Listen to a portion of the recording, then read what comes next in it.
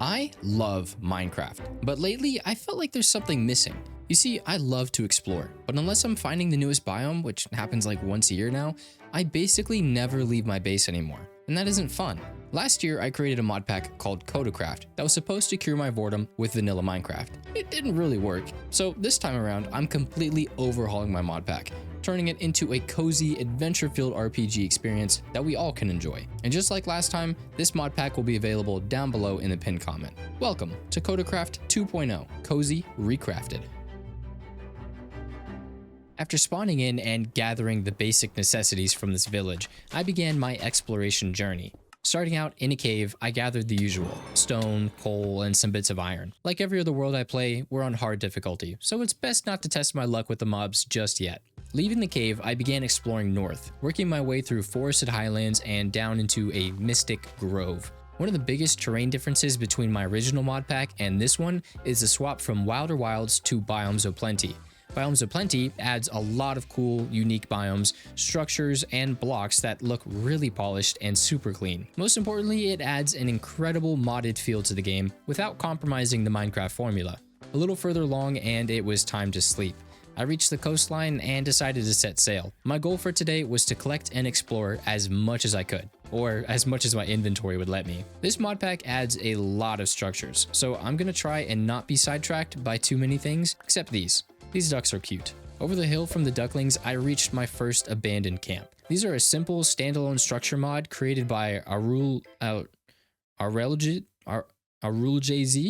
the same developers who created When Dungeons Arise. There's going to be so much to explore, and after just a little while, my inventory was already full. Hey Quark. After offloading all my junk back at the spawn village, I set sail in the opposite direction. And it wasn't long until I discovered my first real dungeon.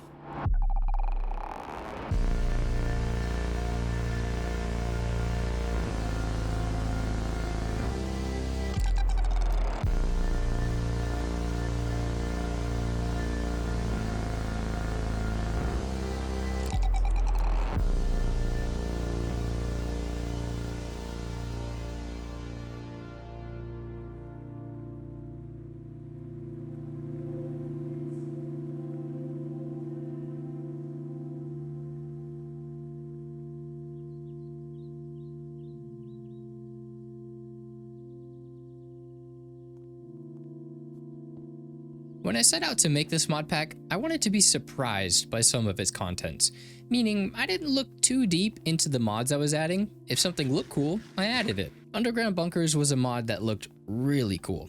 I just failed to realize where it fell on the hierarchy of difficulty.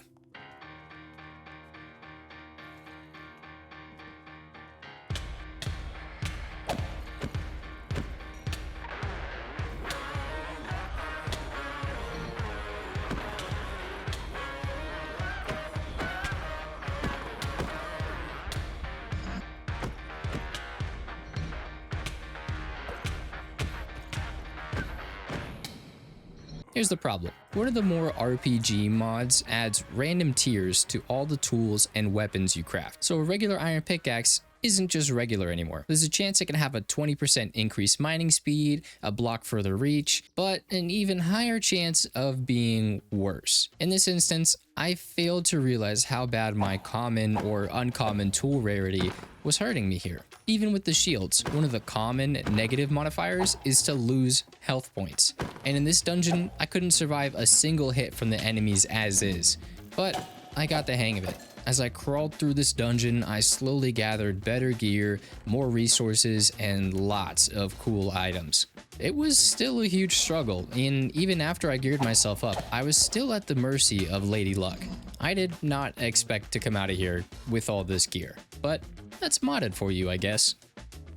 Plotting a course home, I discovered that Zero's world map lets you teleport. In all my time using this mod, I never knew that was a feature. So I crafted some backpacks from the Traveler's Backpack mod, one of my favorites by the way, and departed from the spawn village yet again. This time using the newly discovered teleportation features.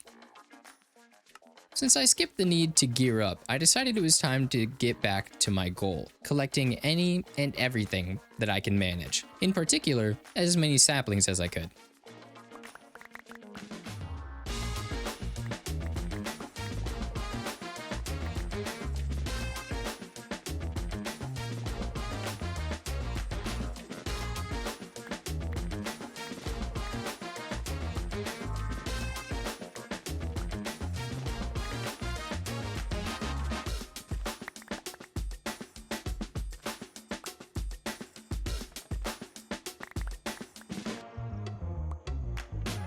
Exploring the lush desert, I came across another smaller dungeon structure, the Jungle Treehouse. Remembering how difficult it was in my playthrough over a year ago, I made sure I was prepared. And well...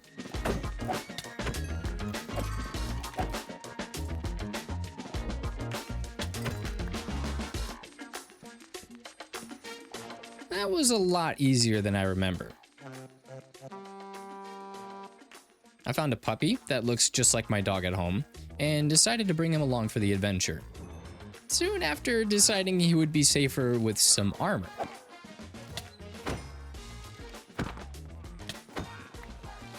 So I'm leaving him for now, but I'll be back soon. I found myself doing lots of odd things like exploring this abandoned mineshaft, caving a little bit, playing hide and seek, fighting illusioners and pillager pirates, all until I discovered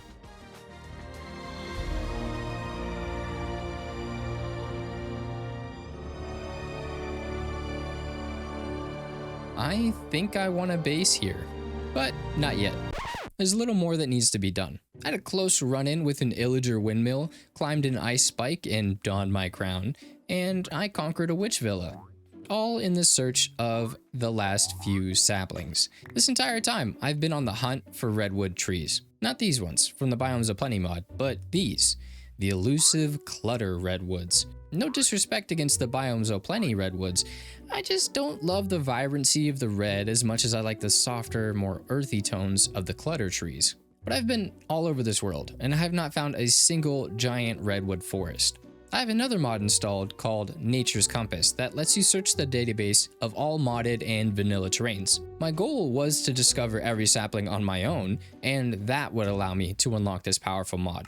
Only, I had given up. As I sat atop this Yellowstone mountain range, ready to use it, I noticed something in the distance. After all that time, thousands and thousands of blocks traveled, I had finally found every sapling. A few of the biomes along our journey were really cool, like this colorful rainbow birch forest, the Origin Valley Fields, which I think is really clever and I cannot wait to build something here, as well as a few other things we'll get to in future episodes. But that is gonna conclude our adventuring today.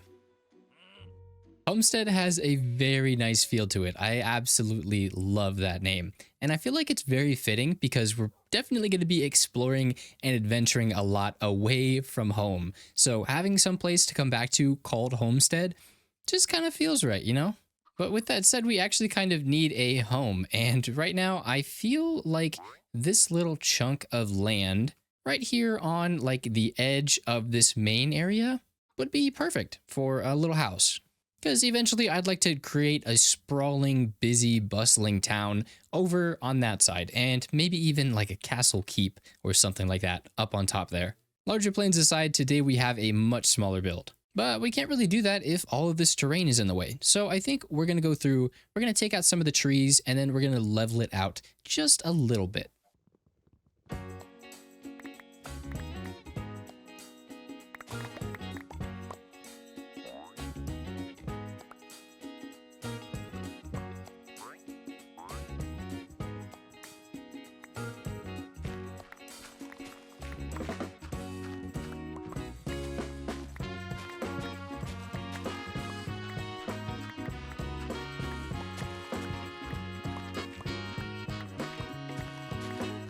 You know, it's things like these that make me really miss having enchantments on my tools, even with this being a legendary diamond shovel with 30% more durability, 5% more speed, and 2 extra block range.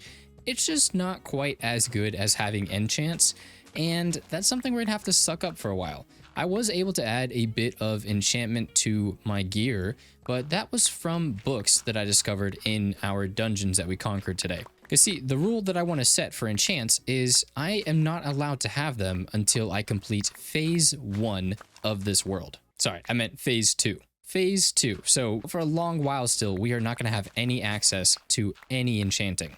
Now, if we're conquering a dungeon and we find a protection for Unbreaking 3 mending book, of course I'm going to use it, but I'm not allowed to use an enchanting table. That's kind of the rule. And the reason being is I feel like enchanting is just easy mode. Like, it adds such a small barrier to entry to being overpowered that it just doesn't feel like you earn anything, right? So my idea is, if we go through dungeons and we discover enchanted gear or stuff that'll help us level up, it'll feel a lot more earned and a lot less like we're just scamming villagers out of all their books. So unlike most playthroughs nowadays, we're not going to have fully enchanted gear episode 1. It's going to be like episode 10 before we're even allowed to use the enchanter. I really don't know. I'm just kind of guessing. One of the things that will help us a little bit earlier on is pickaxe trims. So instead of being able to enchant a pickaxe, we can do a neat little thing with an armor trim, technically a tool trim in this case, where you can apply certain materials that'll give you certain effects. And I made that pickaxe before I decided that this was going to be a rule. That one has emerald as the trim, and that means that blocks have a chance of dropping double whatever item. So if I was to mine a diamond, there's a chance that I could get 2 diamonds without even having fortune unlocked. So that's a little subversion around the enchantment issue, and I think it'll be fun to try and work around. Let's see what we get. Ugh, uncommon. Okay. So back to the goal conversation. What exactly are we trying to achieve here? Well, this is technically phase 1. Or chapter 1 or book 1. Not really sure what I'm going to call it yet. But we have a couple of different things I want to achieve in this book before we move on to discovering other things in the mod pack. So just a little bit of a spoiler warning, but basically there is just 1 or 2 things that I want to try and achieve before we move on and get a little too far ahead of ourselves. And in this phase, that is going to be conquering the overworld, which we have basically done today by collecting all of these different types of foliage blocks, and that unlocked us the nature's compass. Not technically because we didn't end up using it, but it's still there in case we want to ever use it in the future for whatever reason that might be. Like if we're in the nether, we can use it. If we're in the end, we can use it. Doesn't really matter. It's unlocked and it's ours. But since we conquered the overworld or the up top world, next episode, we are going to try our best to conquer the caves or the depths of the world. And in that, we're going to be discovering a lot of underground biomes, different underground structures, and just doing our best to kind of collect a ton of resources and progress our character just a little bit more. We already have a ton of stuff from doing dungeons today, but I kind of need diamonds, and with this tool system, it's going to be hard to actually craft items that are going to be useful, so we're going to need a lot of spare resources just in case we end up running through a ton of tools. And then after we go about conquering all of the cave dimensions or whatever we end up getting up to in the next episode or 2, we are going to go and find ourselves a trial chamber. I have a mod installed called Lucky's Trial Chambers, I'm pretty sure, and it basically just revamps all the trial chambers. And I know they're fairly new, they're like one of the newest updates, but it still completely revamps them, overhauls them, and makes them a little bit more difficult. The idea is that we're going to try and gear ourselves up to as strong as possible to go and take on a trial chamber or 2 or 3 or whatever we end up doing. But if we're able to conquer the trials and tribulations of modded Minecraft, then that will bring us the end of phase 1, meaning we get the pickaxe trims. We technically already unlocked the nature's compass, and then we'll get to do things like play around with spawners and this thing called an echo chest. But more about that stuff in the next episode. That's enough yapping for me. I just kind of wanted to go over the ideas. I know I mentioned the general rules and progression earlier in today's episode, but I wanted to make sure that we were all on the same page and you understood what I was talking about and how we're going to go about doing something like that. And if y'all have any suggestions, if you take a look at the mod pack and you're like, hey, that's overpowered and you should definitely be holding that off until you do such and such, let me know. I'd love to get some feedback, see what you guys think of this idea, and just kind of build off of it. It'll be an organic process, because I feel like the issue I had with the original mod pack was I just felt way too overpowered way too soon. And I think that kind of killed the progression for me. So we're going to try and nerf ourselves a little bit so that we can enjoy just a little bit longer. Also, I'm pretty sure I didn't mention this guy anywhere. I don't remember how I got this guy. I think he was around here somewhere in one of these forests, but I genuinely don't remember how he got here. We still have the other dog over here, which is just a ways away from where we are right now, that we eventually have to get back home. But we do have a dog, just not the one that we found earlier. Okay, so I went ahead and leveled this terrain a bit, and I think what I want to do is push back just a bit into the redwood forest. And so we're going to take these trees out, and we're going to start shaping this kind of back wall that follows around here. Oh, and there's not going to be any time lapses in today's episode because for whatever reason, both replay mod and flashback refuse to work. They record just fine, but when I try loading them, they give me error codes and crash my game. So if any of you beautiful people out there know what the issue is or how to fix it, please let me know. I'm all ears. Also, I've been holding this torch in my offhand like an absolute dork. Give me this and this menu. Look at that. Look at that.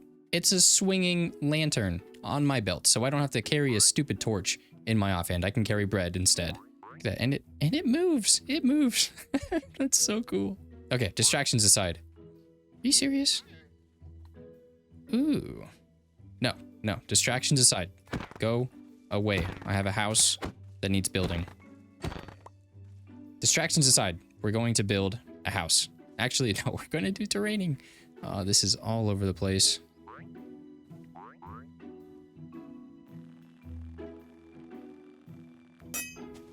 Goodness gracious, that took so long.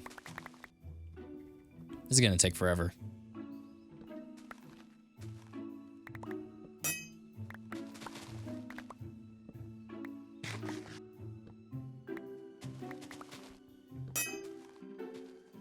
Okay, that's the last big one. Now for the tiny ones.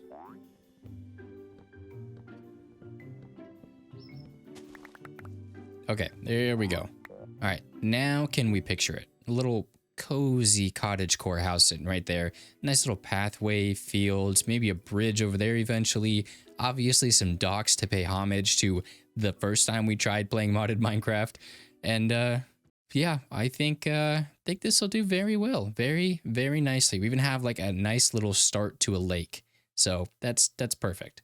With the terrain cleared, I wanted to start outlining our starter house, but of course, the game decided to throw another distraction at me. So after dealing with the intruders, I got to work on my outline. I'm not really a cottagecore buildy person, so I went to Google to look at some reference images, and I have to say, not what I was expecting. For some reason, I had this preconceived notion that cottagecore was different than that. Like, I'm not sure what I expected, but the images that popped up were all basically medieval fantasy with a little green thumb sprinkled in. So there's a good chance this build won't end up fitting into the cottagecore aesthetic, but I'll be damned if we can't pull off something at least a little cozy.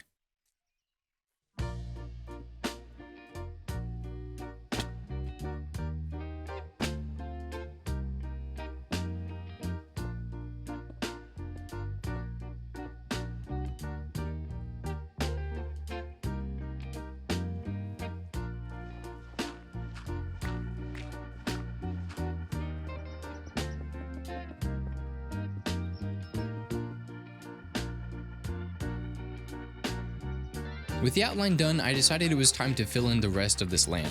I left it because I wasn't sure what the plan was, but now that I had a solid start, I could go back and safely patch it up.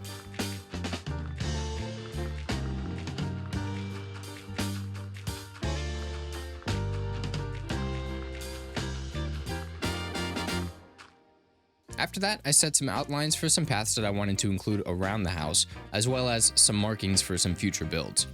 One of my rules in this series is no Lightmatica, which is going to be a little challenging considering the sheer number of new blocks and materials there is to work with. It's not to say creative mode is completely off the table, I'm just using it to experiment, in most cases. This time I decided I wanted to get a look at all the wood types firsthand in a survival setting, gathering what I could of the leaves and such, and trying to decide which ones I wanted to use in the build. Oh, and Dum Dum spawned again. I kid you not, it's been like an hour since the last guy. Okay, that is every bit of tree that we just farmed up, put in this barrel and this barrel here. We have all the leaves and the saplings up here, and we've got plenty of logs to experiment with. There's definitely some that I'm not going to use just yet, like these blue ones. But the rest of them, I'm excited to try and see if we can fit into our house somewhere. Now, this is supposed to be a cottagecore house, so parts like this section here are going to be more naturey than they are building-like.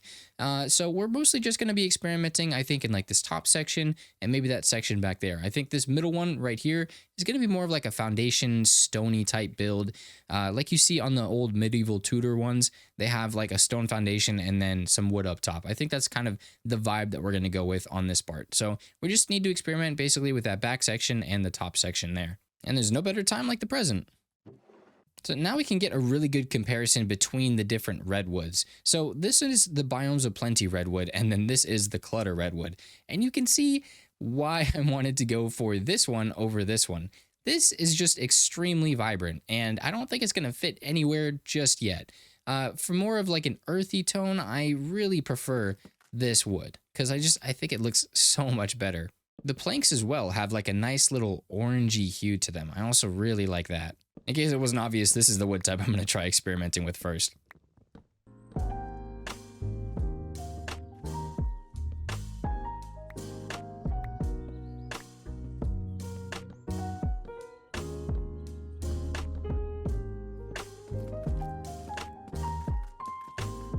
Okay, I think I like this a lot more than I was expecting. The stripped version of the log maintains like the bark structure. If you look at like other stripped variants, they are a lot smoother than the actual bark variants. And this one is not the case. And I think that will fit this like cabin in the woods aesthetic a lot more.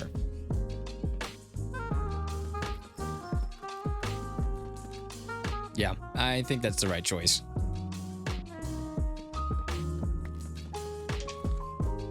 All right, I want to start on the foundation next. The only problem I have is cobblestone is like the only foundation block that I own currently. I have a very small amount of deep slate and an even smaller amount of tuff. So this is going to be a challenge, but I think I can overcome this with one of my mods. This one, actually. I want that one. And let's see what we can do with just regular cobblestone. So unfortunately, it looks like these are mostly just industrial blocks. We are able to access mossy cobblestone fairly easily, but the rest of it is just a little too industrial looking. So I guess I'll take that. Maybe I'll try the other one. What can you give me? Okay, a little bit better. Still not terrific, but I think it's something that we can work with.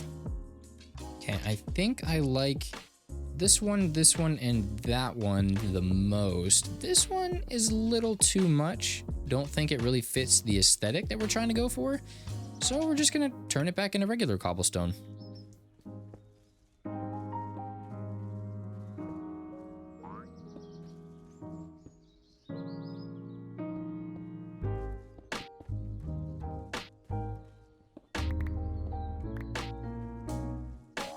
Ooh, actually, you know what I could do? What am I doing? I don't have to run away. I've got a crafting table right here. That's not what I was thinking of. This is what I was thinking of. Here we go. Look at that. Yes. I do wonder if it's a little too subtle, though. I think we'll come back to it. Okay, it's a little washed at the moment, I admit, but we are just missing the little bits of details. Like there's going to be some wood outlining up there because this is going to be a terrace balcony. It's going to be a balcony. And we're going to have other little details. We're going to add some moss, some vines, some greenery, all that kind of stuff. Windows, obviously, outside bits. So it's okay that it looks a little bit plain because we're going to go ham with all of the details. And we're also limited at this moment to the amount of resources that we have. So I can't really complain too much, and I just have to suck it up. Just saying that to convince myself, really. It'll look good. It'll look good. With the foundation now in place, I turned my attention to the back section of the build. I decided to try out maple first, since I've had my eye on it since the beginning of this playthrough. The back section is going to look a lot worse right now, since I'm saving space for all the detailing. With this being modded, I don't have to worry so much about the texture of the walls, since there's plenty of things we can cover them with.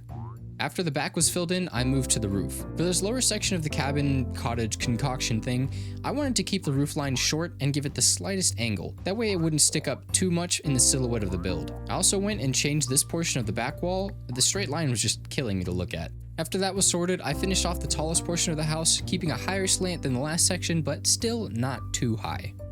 The last section of the build was the mossy green thumb part. I needed a good excuse to remove all the nasty podzol around the build, so I spent some time converting the majority of the land into moss and then collecting it to be placed in this final section. I wanted to keep this shape very natural and earthy, so I spent a lot more time on the subtle shape. I feel like these natural curves really help balance out more of the rigid roof lines for the rest of the cabin.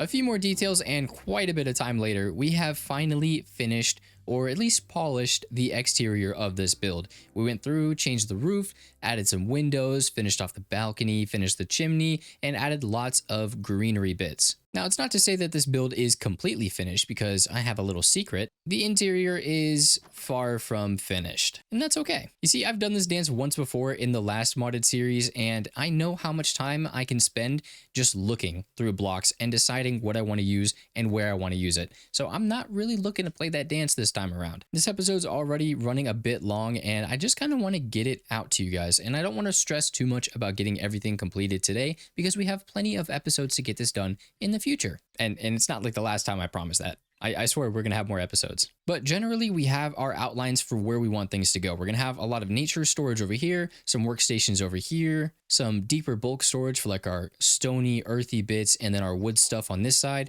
We have a kitchen so we can explore Farmer's Delight and store all of our food stuff over here. And then we have just kind of random storage. Also, we have an upstairs, which is going to be like our bedroom area. And I really love this room. I love natural light. And so all of these windows just kind of speak to me on a personal, deep level. But again, we're not going to be finishing this today, but we are going to be working on it soon. I do, however, want to finish this area so we can get the build thumbnail ready, as it were. I am still a YouTuber after all. Oh, and in case you're wondering, we did not do anything on the back. YouTubing very hard today.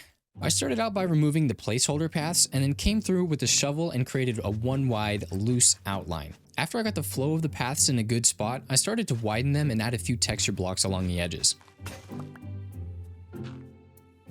Then I came through with some of the leaves we collected when we harvested all those trees and created some borders for our paths. Next came some lighting and a few bits of final touch details.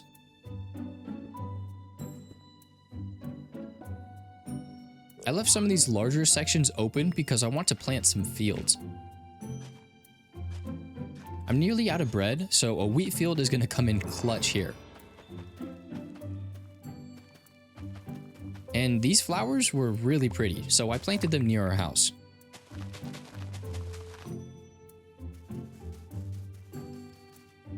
I finished up with some of the other empty sections and felt like it was in a good place to leave for now. And there we have it. Not quite finished, but in a pretty decent spot. I would say this has been a very cozy start to this series. This is Gary. Gary is the first ever channel member. Gary loves the channel. But do you know what Gary loves even more? His channel perks. You see, as an Iron Tier member, Gary receives access to exclusive streams, frequent world downloads, and even exclusive videos. But most importantly, today Gary receives the first ever dedication in Kota's Forever World. This library contains over a stack of spaces for trees, and each of these trees will represent a wonderful channel member, just like you, Gary. Gary here is the first, so he'll go up front. There you are, Gary, forever immortalized in this fancy plaque. From Classic Egg all the way to Diamond, there may be perks that interest you. Take a look at becoming a channel member today. Gary is a fictional character and has nothing binding him to this plane. Gary is not real and cannot hurt you, unless you sleep. He will find you.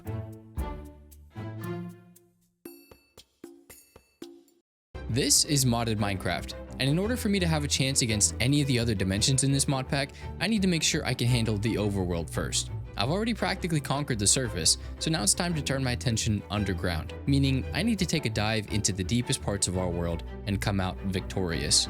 Now, the goal for today is to try and collect as many resources as we can, because I really don't want to keep rocking iron tools. I would much prefer having the strength of a diamond tool. Oh my gosh, that's perfect timing. I'm going to use my fortune pickaxe that I showed off last time with the emerald trim, and hopefully we get a few extra diamonds from it. Okay, I see 2. Oh, 4. Okay. And 1.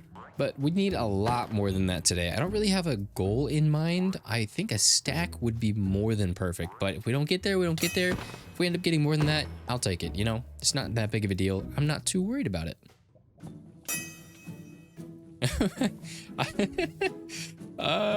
That's so silly. That is so silly. I think that's better animations that adds that. That caught me off guard. It's in case you couldn't tell by my voice, it's a little early in the morning, so I'm still kind of waking up. That was pretty funny though. Oh, I am so silly. Yes. Is that diamonds or is that silver? I can't really tell from here. Guess we're gonna find out. And that is 1000% diamonds. While I'm thinking about it though, there are a few Endermen here. All right, come here. Come here. There we go. What am I doing? What was I doing? There were diamonds over here, weren't there? All right, this is really stupid. Okay, okay. Ooh, clutching my pearls. All right, give me multiple. Just one. Totally worth it. Where's the other one? Ooh, and we got more diamonds. Yeah, oh, okay. Give me those. So now, I know I said I was going to set a rule for this specific pickaxe in this episode, but I think, hello. I think the rule that I landed on is we're not going to repair it. So this thing has Unbreaking 3, Fortune 2, but it is a common iron pickaxe still. So we're not going to put any effort into trying to re-roll it to a better tier, which we'll get into later in today's episode. And I'm not going to mend it at all with any like iron or combining it with another pickaxe to try and save its life. Once this thing is done, it's done, and that is going to be that. Now, I also turned my render distance down so that we wouldn't be as framey as we were down here in the caves, and I must say, it's kind of creating a really spooky atmosphere. I'm kind of digging it. Yeah, look at that. Doesn't that look so cool? It would also be cool if we came across an underground structure. I know that there are a few of them. Is that? Oh, that's a mine shaft. How about that? Now, I wonder, can I, like, stand on you? Oh, gee. Oh. Oh, that genuinely got me. Oh my gosh. I don't usually jump. I am not a jumpy person. That really got me. Oh my gosh. My face is red now. Oh. Anyway, mineshaft, we can explore that. Maybe we can get some more bundles from a rascal or something. So one of the mods that I have is Silk Touch spawners. I believe there's like a 20% chance that if you use Silk Touch on a spawner, it'll drop that spawner. So that's kind of another one of our goals today, in the future, next couple episodes, whatever. Really, we're just gonna have to keep our eye out for as many as we can, because with that low of a drop rate, I don't think we're gonna have a lot of success. I really cannot believe that I got by spider egg. It's a little embarrassing. Ooh, nope, I don't want to be in here. I don't want to be in here. I don't want to be in here. There's no way out. Hello, water. Oh my goodness. I hate this so much. I hate cave spiders. I really do. I really dislike cave spiders. All right, we're gonna give this a try. We have Silk Touch on this diamond pickaxe. We're gonna give it a shot. Did it drop? Nope.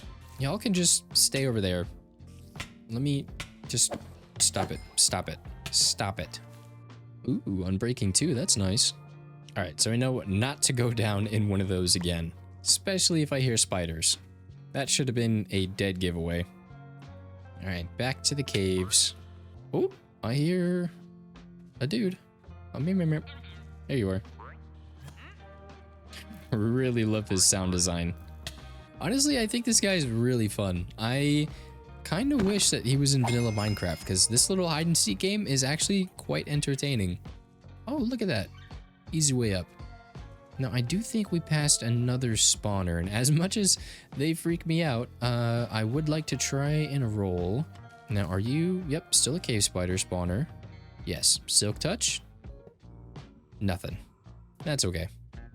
All right, doing a little loot evaluation. I think I want a bit more iron, and I definitely want more diamonds. So I think we're going to go and we're going to head back further. Ooh, that guy has a backpack. We're going to head back further into the depths of the caves, back down lower.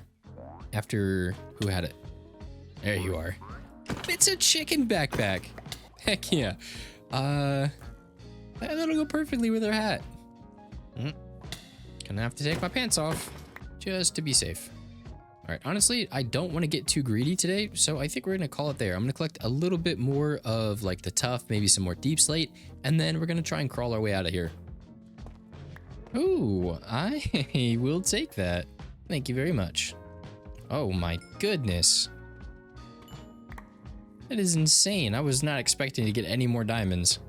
I really don't feel like clawing my way up to the top because I for sure don't remember the way. So we're gonna hijack this elevator that goes all the way to the surface, and we aren't going to actually enter the trial chamber. So we'll save that for the episode where we do a dedicated run.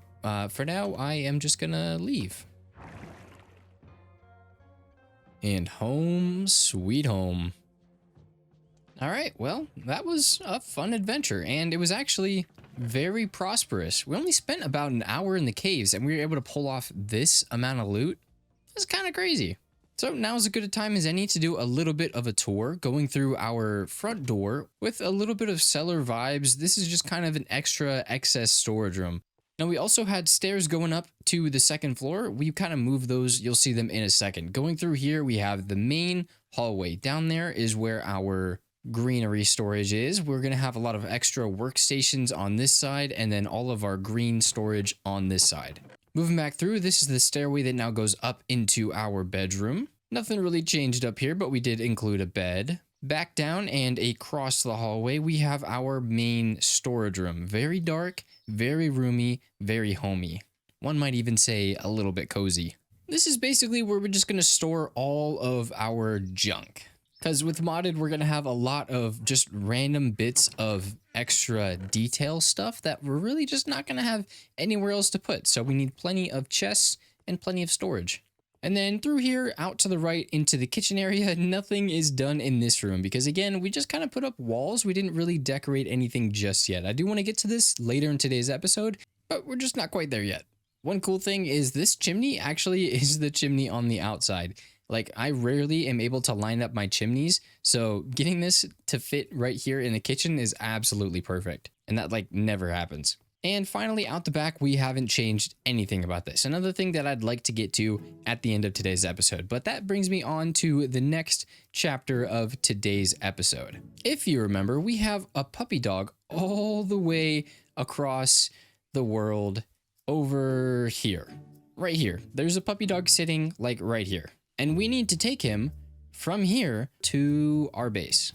Thousands of blocks. So we have to walk all the way across the world back home. And that's going to be a lot easier if we have a horse to ride on. But not these horses. There's a few others around the main homestead area that I'd like to try my luck with first, because these two are not the fastest horses ever. This one is only an 8 speed, and this one is a 10. Which isn't bad, but it's not as good as I would like. So we're going to try the other horses first, and then we might come back to those two.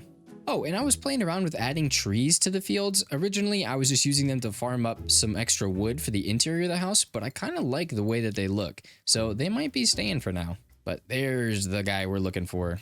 Oh, hello. Excuse me, horsey. Are you fast?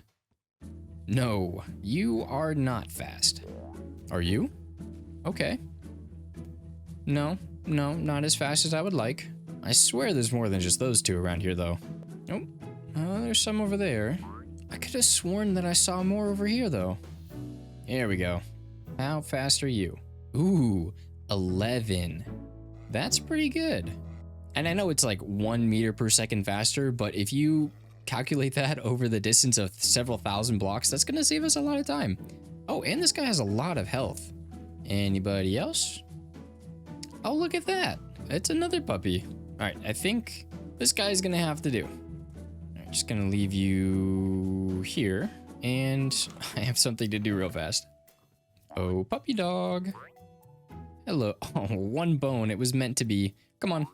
We got ourselves another friend. Right next to your brother. All right, well, I am all packed up and ready to go. Time to rescue us a puppy. Oh, no. Oh, it's a little baby duck. Now, while we're exploring, I wanted to talk to y'all about something that happened in the last episode. You see, episode 1, I accidentally had cheats enabled. What happened, I think, was I created a bunch of different worlds to scout out potential options to start the series. And when I did that, I didn't do them in survival mode. I created a bunch of worlds in creative and kind of flew around for a little bit and picked this one eventually. And when I came across this world and decided to recreate it, I didn't just copy and paste the seed. What I did was just hit the recreate world button and basically made a new seed that way. And I think since I originally made the world in creative mode with cheats enabled, it recreated the world with cheats, which is really unfortunate because that just kind of tarnishes the reputation of episode 1. And there's a way that I want to make up for it that we'll get to later today. I just wanted to be honest with y'all on what happened. I didn't intend to have cheats on. I didn't use cheats in any way. That goes against basically everything I talked about in episode 1. I want to struggle. I don't want to make this way too easy for myself because then I just won't enjoy it. So we're going to go through later today. We're going to mend the cheating issue that happened in episode 1. There's a way we are going to suffer the consequences of our actions in a fun way. This isn't like super serious. Oh, and while I have you here, a lot of people left some good mod suggestions in the comments of episode 1, and there was one particular one that I really thought looked cool, and that is Nature's Spirit, I believe. Nature's Spirit is another biome generation mod, and it's on the same quality level as Biomes of Plenty, if not a little bit higher. And I had never heard of this mod before, so I was really excited to go and look into it, and I was really impressed, so I decided to add it to the mod pack. And what that means is, well, we have a lot more exploring that we need to do now. I thought it might be a smart idea if we went through and deleted all of our chunks. That way it kind of atones for our sins, and in a way lets us start a little bit fresh with new generation and new mods and a new quest. Because the Nature Spirit mod is actually a gigantic mod. It's like on the same scale as Biomes of Plenty, so there is a lot to be discovered. So either we go to the far edges of our world and generate completely new terrain, or we kind of section off our base and then delete everything else. It's just something to consider, and honestly, I could go either way. That's also another reason why I wanted to get our dog as soon as possible. In case I do decide to trim those chunks, I don't want to leave him all the way out there to be abandoned. Oh, I think we're getting close. There he is. All right, not sure if I have any cactus, so I'm going to grab that real fast. Grab you, and let's go home. It really didn't take as long as I thought it would. Hey, Quark. And home, sweet home. That's a mission success. And after a little bit more time, I finally finished the interior. Coming through here, we made this room a lot more green. Since I wanted this to be my green storage area, I brought in a lot more of like natural elements. I just kind of replaced some of the roof blocks with some leaves, and you can't really tell from the outside, which is really nice. But overall, we just came through and made this room a little bit more cozy. Like I said, we added some more workstations, we added a little slot for our furnaces, some extra work tables, and even some little plants. Moving through from this area, the hallway changed just a little bit, added a few little paintings and some displays. Eventually, I want to collect every single one of these little plushies, like that one right there and the one on top of my head, and display them in this main hallway. I think that'd be a really fun thing to do. Now, in the storage room, we didn't really change much. We added a few lanterns, a few paintings, even my favorite flower, but just kind of kept things as they were. And like I said, we added this little plushie for our puppies. Eventually, maybe we'll create them like a doghouse that they can live in, but I think it'd be fun to fill this entire storage room with dogs one day, so we'll kind of see. And then back through here into the kitchen, we actually have something here. Now, like I said, we were able to actually attach the chimney. It doesn't actually function, but it does line up with the chimney on the exterior of the build. We have a little hot cooking station over here, a little counter that we can cut things on, a loaf of bread, because that's basically all we've been eating. Even like a little sink with some cupboards and just a lot of extra storage room for things that we collect. Mostly food items are going to go in this area. Like we have storage for all of our bread, and then we have some places for like the modded stuff, and then some extra storage in this pantry here. Oh, and also our chicken backpack, because I felt like this was the perfect room to put it in. We also just added a few little details here in this nook and out to the back. We added like a lantern here, and obviously this stuff still needs developed. But finishing where we started last time, we also added a lot of green to this cellar room. We brought the wall back a little bit, added some more cupboards, some extra storage, and just kind of greeneried this room up. But the final room on our list is upstairs in the bedroom. It's not my favorite room. I do really love this half of the room. I think this came together really well. This half, on the other hand, not my best work. I don't really know what's wrong with it. It kind of feels like everything's spread out all over the place. It doesn't feel like anything really belongs on this half, but this half, perfect. Love it. Love it. Super cozy, super fun. It's just the other half that I don't love. We aren't really ever going to come up here. It's just for our respawn point. So this room doesn't have to be super detailed. We don't have to love it. We can just leave it up there and forget it's there. Now, of course, like I've been saying, we are now going to work on the backside of this build. Yeah, promises said and promises kept. Hopefully we are able to pull something off. This area here, I want to turn into a little pond. We have to rescue that little piggy out of here. And then we have to add some workstations on the outside, as well as a few little details. But maybe I should make it daytime just in case anything bad happens. Okay. Oh, and this is the waystone that I stole from the desert village. I figured it wasn't really going to do us any good all the way out there, so I brought it home, and that is our temporary home waystation.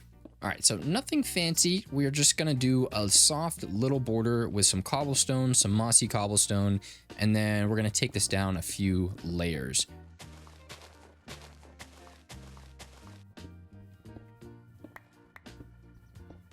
This pig really wants to be in this pond. If you can't fly, buddy, I'm sure you can't swim, so maybe it's best to stay that way. Don't come back here.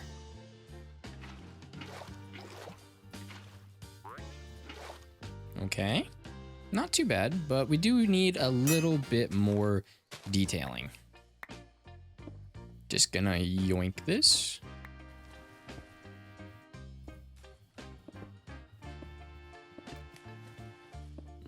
Okay, not too terrible. Just gonna steal some bone meal and fluff it up a little bit, you know? Very overgrown. Oh, perfect. It's raining. Just what I wanted.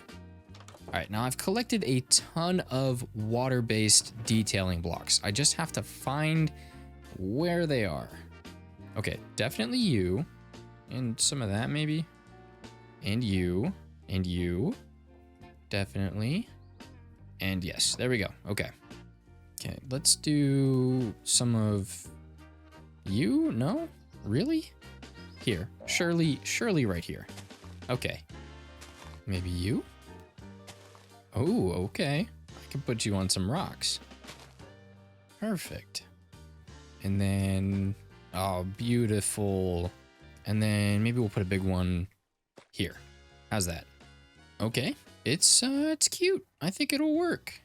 This is in a pretty solid spot. We do probably need to hit this area with a bit of bone meal, maybe some, ooh, actually, these paths would be perfect going over here.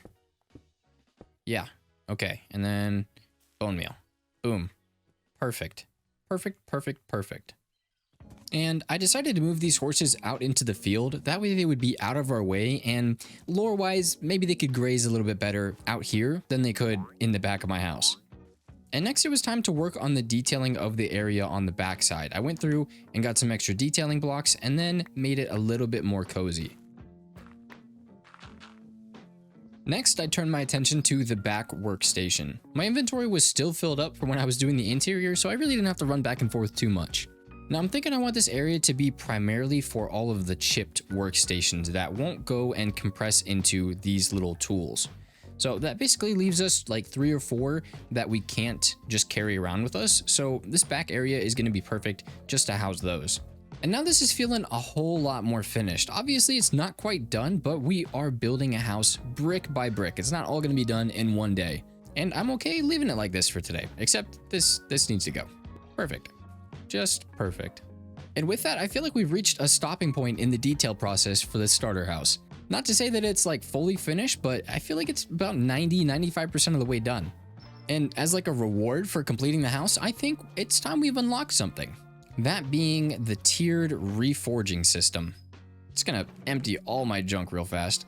So now, like I've briefly talked about here and there, this tiered mod has a lot going on.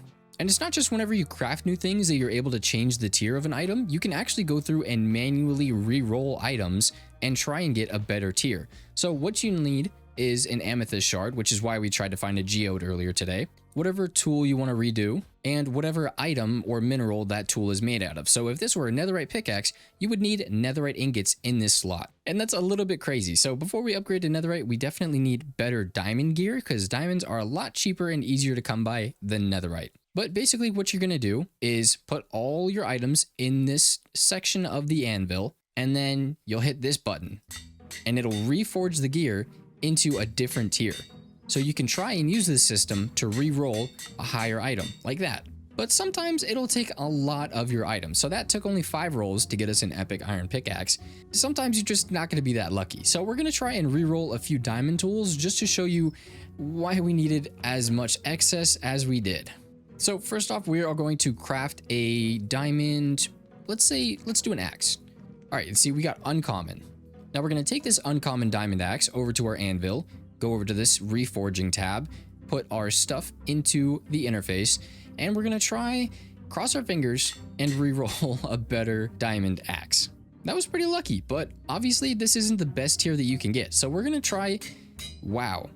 We're going to try and get a legendary diamond axe and see how long it takes us. We're getting a lot of epics though. That's kind of crazy. Oh my gosh. I was unaware that that is a tier that you could get. You're kidding. I thought legendary was the highest you could get. That is incredibly lucky. I didn't even read that on the mod page.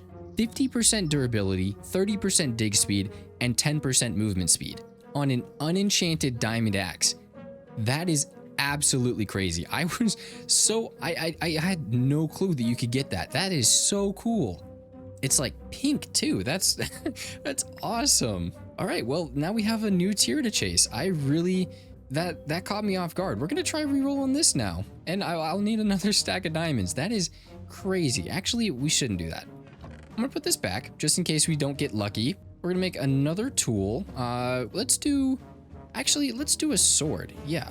All right, so we got a common sword. We're gonna try our luck with this. Oh my gosh. There's no way. There's no way. That is insane. There's no way we did that. I spent a while in creative with this mod, and not once did I roll a unique item. Dude, I fear that this is going to bring out like some secret gambling addiction I have. This is crazy. I want to do another one. All right, pickaxe this time. Okay, that's 1 stack of amethyst crystals. We're going to say 1 more stack, and we're going to max out our stack of diamonds. And then if we don't pull in a unique, we're just going to have to call it. I don't want to waste all of my diamonds on this 1 pickaxe. Okay, legendary. Not quite what I wanted, though. All right, 32 more chances. Let's see what we get. All right, only 8 more. Let's see if our luck improves. Maybe we used all of our luck and ended on an epic. That's okay. So 2 uniques back to back was really rare. Like I said, I mean, a stack of amethyst crystals and a stack of diamonds, and we didn't pull another unique. So it is a very, very rare occurrence, and we somehow got extremely lucky with that. I think it's going to be a lot of fun to play around with that system, but I think we're going to pivot today. So I'm going to put these incredible tools away, and we are going to pull out this set of iron gear. I crafted this set earlier today, and we're going to use it right now. So like I mentioned, we are going to be facing the consequences of our actions, and that means we have a unique challenge in front of us. I'm going to be taking this bare bones gear along with a few extra little resources, and I'm going to be taking on an underground bunker again. You see, our punishment is going to fit the crime. We are going to suffer because of the mistakes that we made. We accidentally had cheats enabled, and we are going to pay the consequences for that. But in addition to this challenge of taking all iron gear and very poor tools into an underground bunker, we are also going to take every single one of our enchanted books that we got from the first episode, and we are going to burn them. I'm serious about this punishment. So I'm going to need a flint, a piece of iron, and we're going to make a flint and steel. And we're going to take all these books, Some of them are incredible, by the way. I spent a lot of time combining like bad books to get this one book here. I only pulled 2 mending books from all of the exploring that we did in episode 1, and now I'm about to just delete them. So love that for me. But I am dedicated to this no enchanting challenge. So we're going to burn all of these beautiful books. Even this Feather Falling 4 book. That's okay. That's okay. We're gonna do it. Okay. Goodbye. Goodbye. Cheats are off. Enchantment books are gone. We are going to go and suffer now. All right, and we are ready. The one quote-unquote good thing I'm going to take into this dungeon is this sword that I've had since I conquered the first dungeon.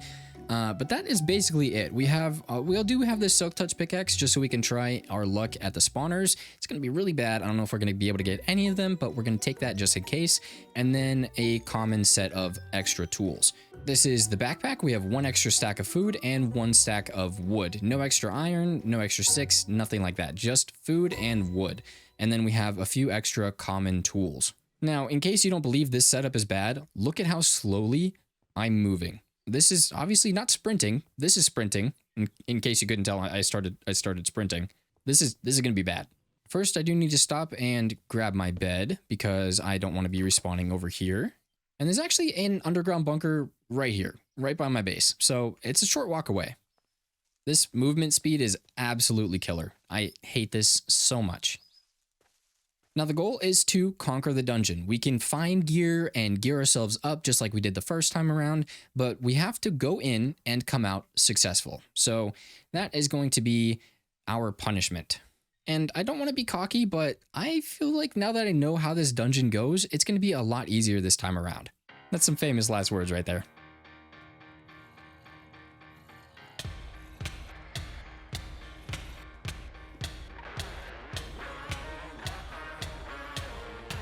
I changed my mind. I'm not doing that. I changed my mind. I'm going back. I'm done. Not doing that. No. Some other day. Maybe some other day. No. Okay. You know what? Good night. I really hate myself for doing this challenge. After sweating it out for a long time down there, I really needed to take a walk.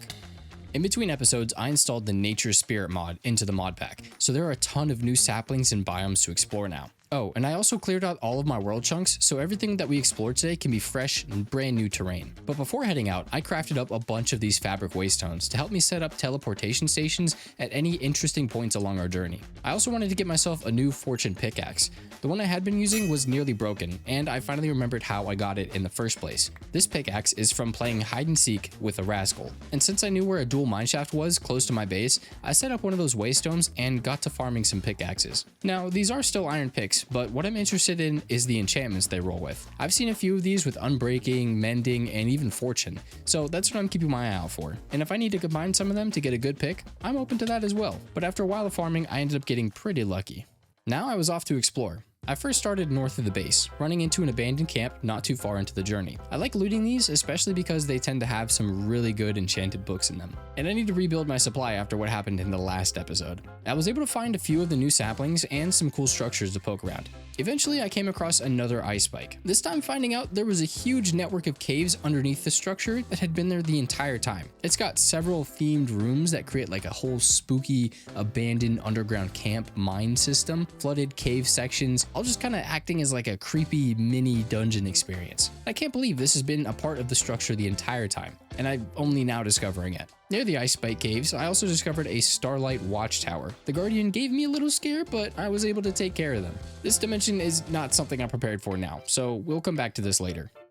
Further along my journey, I ran into another similar mini-boss. This guy is from Knight's Quest, and I was kind of expecting him to drop like a weapon or something other than goop, but oh well. I got back into collecting some saplings. I also ran into a big old ship dungeon. Pretty sure I've tackled one of these before, so I wasn't too worried about this one. At this point, there were only a few saplings left on my list to collect, so I was ready to break out the Nature's Compass to find out what we were still missing. And then, tragedy.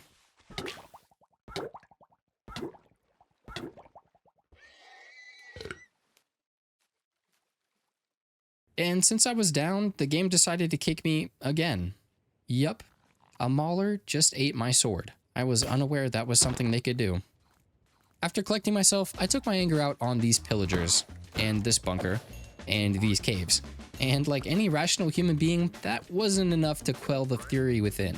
So I took to gambling, mining, harvesting, spinning, searching for the only thing capable of dousing the inferno of my raging soul, a perfect pickaxe. Now, what I need is durability, mining speed, and block reach, all on a unique diamond pickaxe. That's all I'm asking for.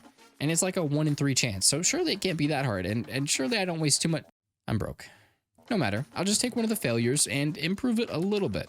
See, I've got an ace up my sleeve. One of the pickaxe trims I have access to now is Crying Obsidian. This material's ability lets me mine a 3x3x3 tunnel with ease, so strip mining for new diamonds is a breeze now. And with practically unlimited diamonds opened up, I was finally able to secure a perfect pickaxe. I needed this win today. Now that I felt accomplished, I still needed a new sword, and I still had a few saplings left on the list. So this leg of my exploration journey wasn't entirely fruitless, but I did end up biting off a little more than I could chew.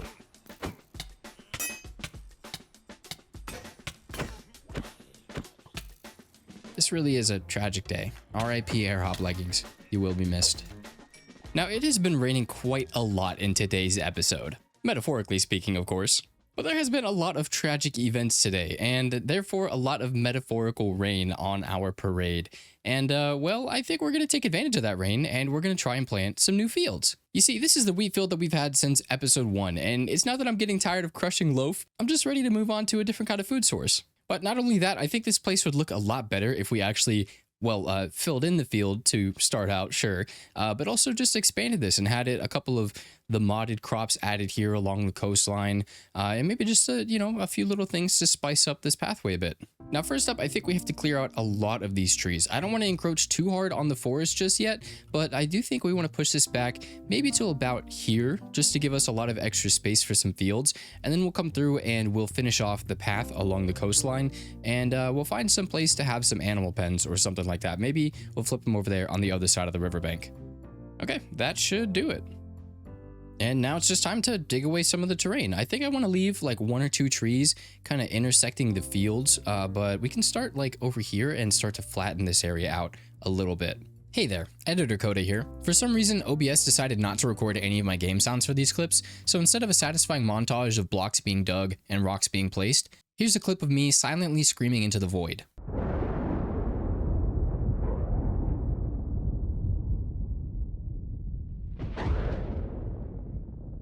Okay, and this is looking a lot better than what it was, but we have a weird section like right there. I think I want to do another thing like this tree, and maybe like right there, we're going to plant a big one and hope it's not too big, you know? Okay, now I'm pretty sure these work same as like spruce trees where you could do a 2x, yep. Right here, this looks like a fairly good placement. We might throw a little extra on this like ridge line here. I think I want this to be a higher like natural retaining wall on the back here and kind of stop planting crops on that level up there.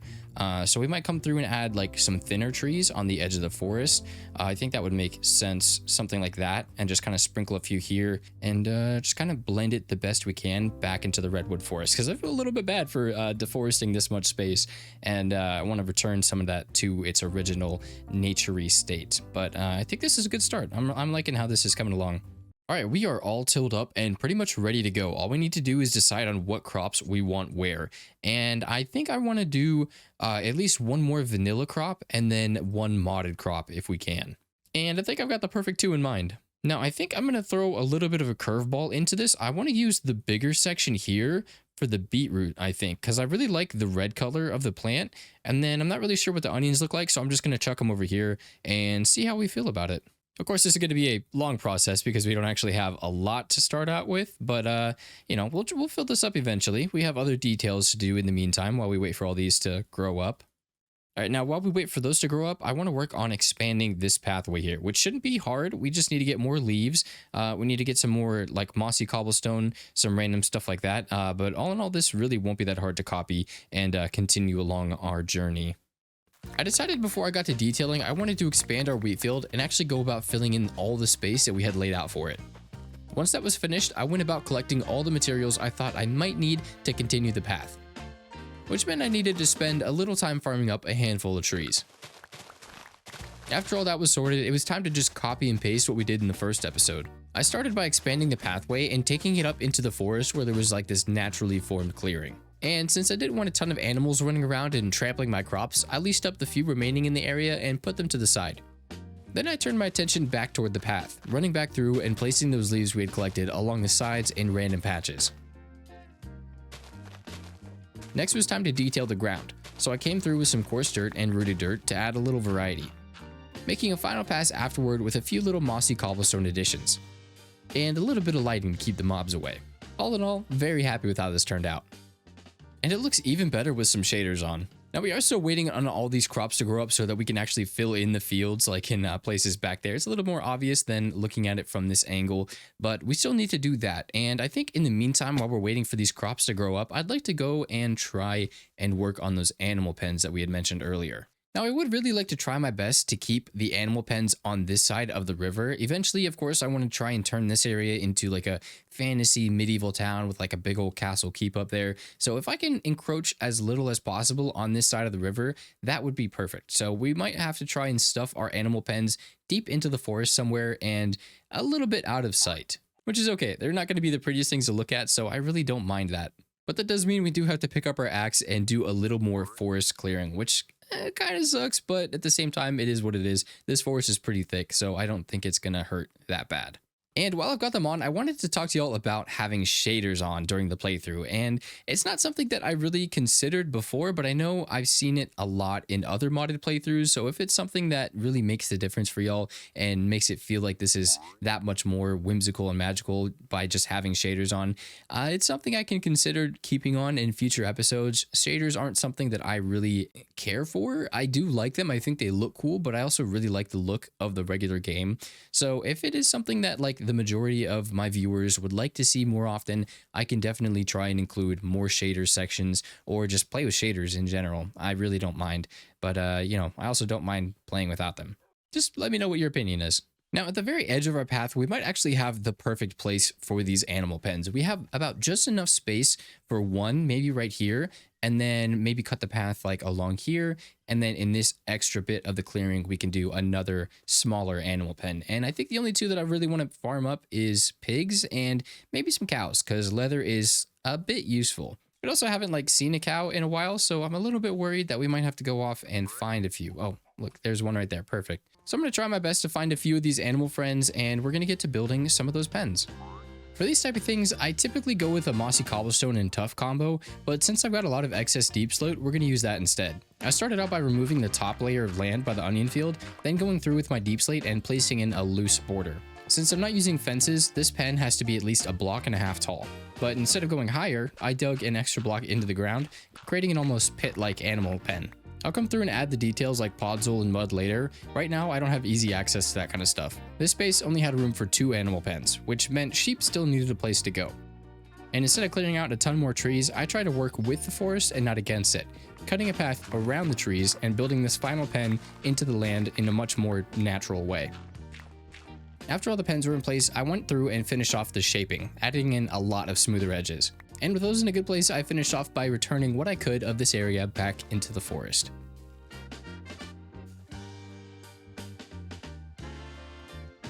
Of course, these aren't quite finished, but now that we got the animals in there, we can start breeding them up. I don't want to get them too heavily populated just so that we can come through and actually have space to add all the details and whatnot later.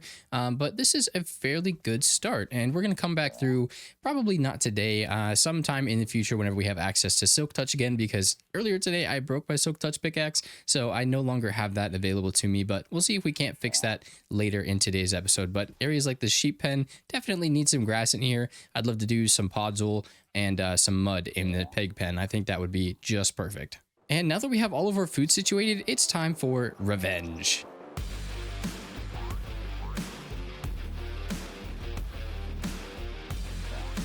No, I'm just kidding. We're not actually going to do that. What we need to do first is take care of our experience. Because it would be really stupid of me if I would try and go and take on that dungeon without gearing myself up a little bit better than I am now. Because realistically, the only way that I'm going to succeed in that dungeon is if we take advantage of all of the enchanted books that we spent earlier today collecting. All of these ones. But just like real life, books are expensive, so I need to figure out a way to get XP easily. Especially if I want to have any chance at getting my revenge today. But luckily, I've also been collecting another thing. or a few things rather. You see, in this cupboard here, we have a couple more backpacks. And in these two backpacks, we have some very special little tools. I've been collecting a ton of spawners over the course of the last few episodes, and we're finally going to put them to use. Not all of them, because this is kind of a crazy amount, but we're going to do a handful of them just so that we have some crazy rates and we get some XP very, very easily. And I've been considering where to put this, and over here somewhere, I have the entrance to my mine. Yes, now right over here is my mine entrance. You can see it's very dark, very dangerous looking. I considered putting it down there somewhere, but now that I'm looking at it and how far it is inland, I might reconsider a little bit. You see, what I want to do is transform this area of the coastline here and try and turn it into a little bit of a lake or a little fishing nook. And that means I have to be pretty careful with where I want to place this build. Okay, I think we're just going to say YOLO and pick a random spot on the hill next to my starter house. And let's just say here. Here is good enough. So we're going to dig down a little bit of the way, and then we're going to dig out a big old hole for all these spawners to go. It doesn't need to be too far away from our base, so we could just kind of pick a random distance down, and then we can set up like a waypoint or something to get all the way back up.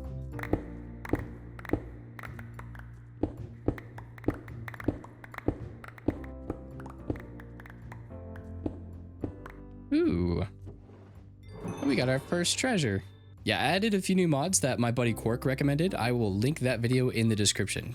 Okay, so I think in total I want to use about 9 spawners just so that we're not like overdoing it and also saving us some for later if we ever want to use them. So we're going to use this as our baseline and then just follow a normal spawner procedure. So we need 5 blocks out, I believe, on either direction. So we need to expand this a little bit.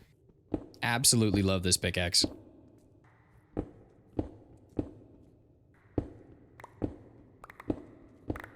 Okay, this is the basic idea of the room we're going to go with. I don't want to do any kind of like elevator up to drop all the mobs down. I think that's going to be a little too complicated. I just want to funnel them all into one place and then use like sweeping edge or something like that to take them out. I'm not too worried about bringing them down to one hit. So we're going to go one more block down and then we're going to try and set up all of the spawners.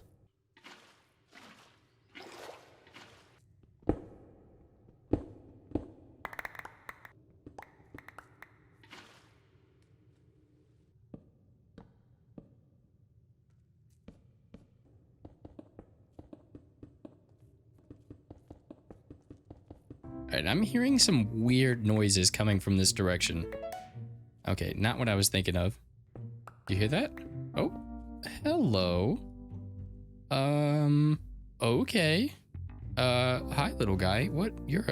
Is that Daniel? Is that who you are? Hello. Yeah, no, come on in, I guess. Yeah, what's up, little guy? You want to see my mob farm? Oh, you're just chilling. Okay. Wow. I could actually get a lot of emeralds from this guy. I don't have a way to get them currently, so this might actually be a good trade. Okay. Can't tell if he has trade limits, but that's cool. I'll take it. There's some cool stuff here. Not really anything else I need at the moment, though. So that begs the question, do you drop anything? An apple. Now I feel bad. Okay, now I don't want to jinx us, but I think that means we are good to put the spawners in now. Okay, we have in total 2 skeleton spawners, a few zombie spawners, a pillager, a vindicator, and a spider spawner. The rest are all zombies, and that's okay. Hopefully this goes somewhat well. I don't think it will. I think this is probably really stupid because we're about to put all of these in and just hope that we don't die in the process. Probably one of my more stupid ideas, but whatever. Yep, getting hit already. Nope. Yeah, a lot of these guys are from the bunkers. Oh, and I can't count. We have a lot of room actually for extra spawners. Oh no. Someone forgot to put the block back. That was me. That was me. All right, how are we gonna do this?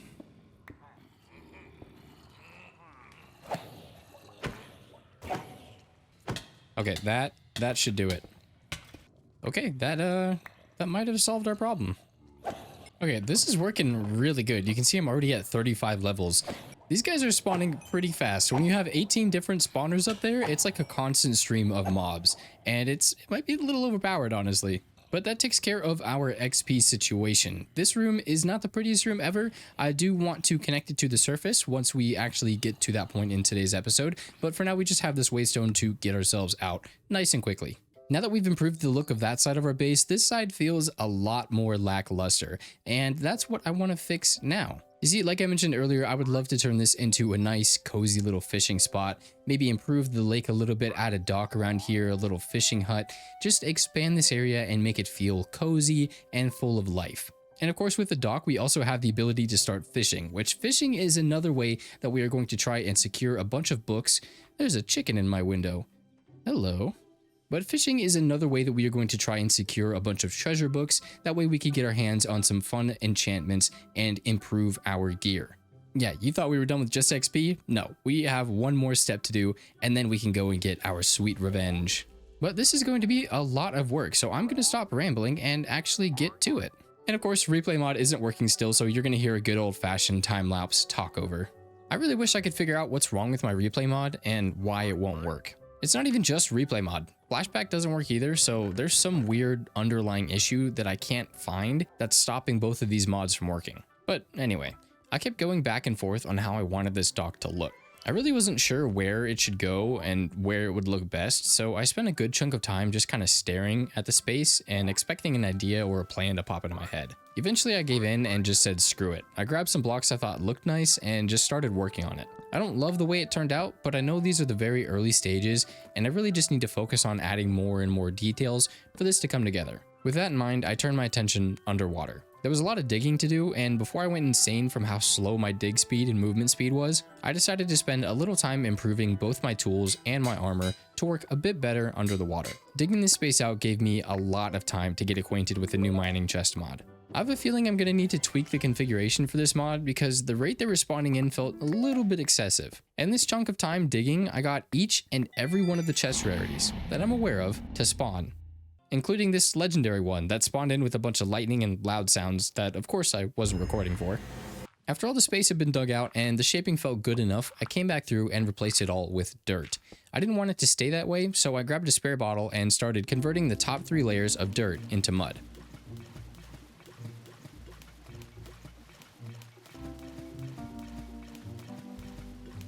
Then, as sort of like a proof of concept, I came through with bone meal to make sure it would look okay.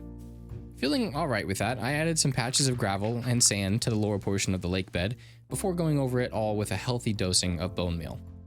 Finally, I grabbed all of the water-based foliage I've got access to and finished out all of the water detailing.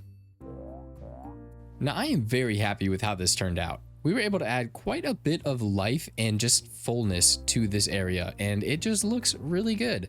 It's not looking super modded. We do have like the few little modded elements. There aren't very many floating like plant algae stuff that we could use.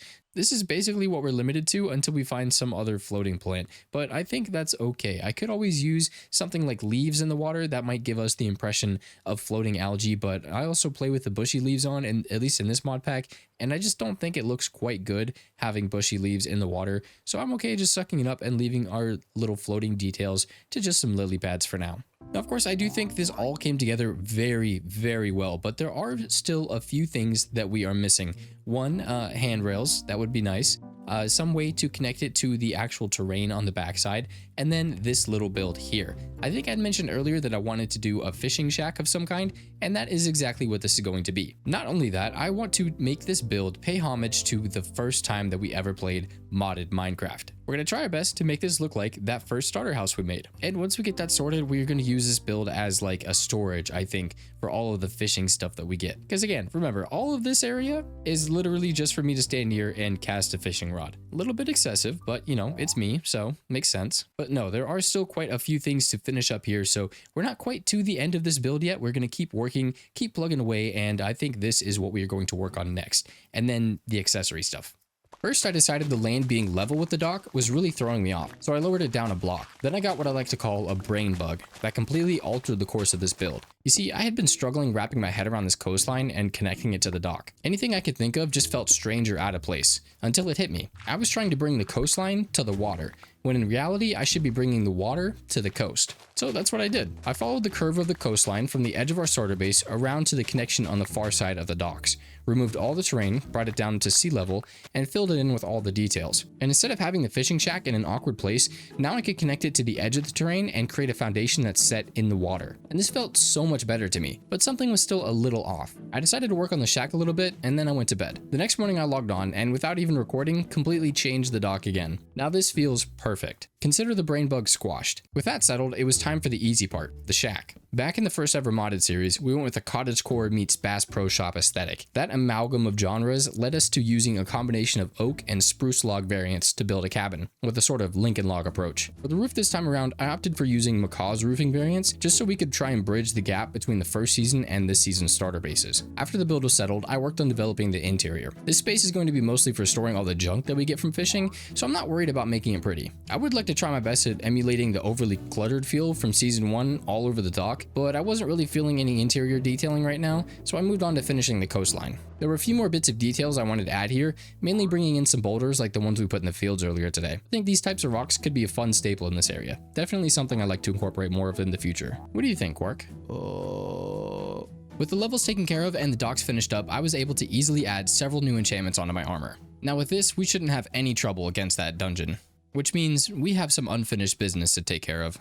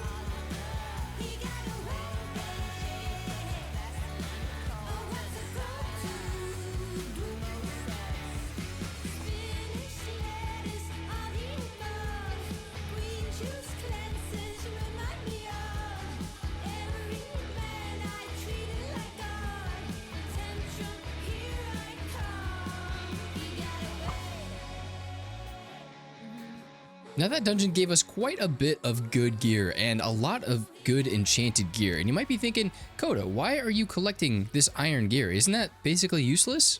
Well, in a way, yes, but we can also salvage this gear. You see, one of the reasons I wanted to finish off this main starter area is so we could unlock another brand new mod. And that mod is right through here. Now, this workstation actually has a lot more functionality in this mod pack. That functionality being we can take a book, an enchanted item, and pull the enchantments off onto the book. But with this method, we could easily subvert the need for an enchantment table at a much greater cost. So now this iron chestplate with Outreach 4 is actually a lot more useful than it was before. And now we can basically turn all the would-be crappy gear into actually usable items, which is crazy. It's still going to be a lot of work to actually make it useful and actually get the books off of the gear, but it's not quite as easy as just using an enchanting table, so I think it's okay for now. So I have spent quite a while trying to gear myself up to take on these chambers. I'm a bit worried that they're going to be a little too much for us, but we are going to give it a shot. Now, what exactly have I been up to? Well, I have been improving my gear just a little bit. It's not too much better than what you saw in the last episode, but we do have things like Soulbound on the majority of our gear. That way, in case we do die, we keep our gear and we don't have to worry about trying to find a grave in order to get our gear back, which I think is going to be super useful. But now, not only that, I've also been working on getting a much better sword. You see, there's nothing really wrong with the sword that I've been using. The only issue is it has smite. And well, a trial chamber doesn't only have zombies or skeletons or undead mobs, stuff like that. So sharpness is going to be a lot easier for us to utilize for the variety of mobs that we're going to find down there. So we have this sword here. That's a big improvement on our other one. And then I also have a pickaxe here that I'm not going to use quite yet. I think we might do some kind of a challenge to unlock this pickaxe, but it's there for whenever we want to use it. Now you might also see something a little bit interesting on there. Efficiency 6. That's not quite right now, is it? Well, you see, the last time we had talked about that new mining chest mod, and well, it turns out that some of those mining chests actually drop really good gear. The only issue being it's usually wooden or leather gear, so technically it shouldn't be as good or as useful, but we ended up finding quite a few chests down here through just a little bit of mining. And we found quite a lot of that crappy gear that we were able to turn around using the unenchanting system. So through lots of mining and collecting those rare crappy tools, farming up at our mob grinder, and then disenchanting those items, we were able to acquire some interesting rolls on some of these tools. But I'd say now we are more than prepared to take on some trial chambers. And actually there's one right by my base. I think it's somewhere over here. Yep, right here. This should be the bottom of a trial chamber.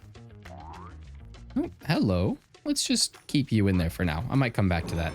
Now, there's a good chance that I'm really unprepared for these trials, but I'm kind of just going to say YOLO, and we're going to see if we can do our best. Oh, I am forgetting about the most important part, though.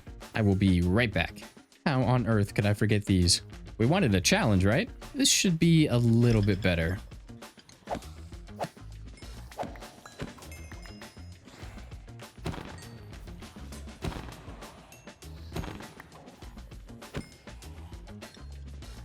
And there we go, first key. Now, I'm not sure if any of the loot is different. I think it might just be the same as it is in vanilla, but we might have the chance of getting a few modded items. Speak of the devil. Interesting. Okay, so yeah, there is a chance to get a few modded items in here, which is perfect. That's awesome. I like that. Hopefully we can find some cool stuff. Now, I know it's super rare, but I also think it would be cool to get a mace, because I'm pretty sure I have some interesting mace mods in this mod pack. Ooh, dang. That's projectile protection and protection 4. Oh my gosh.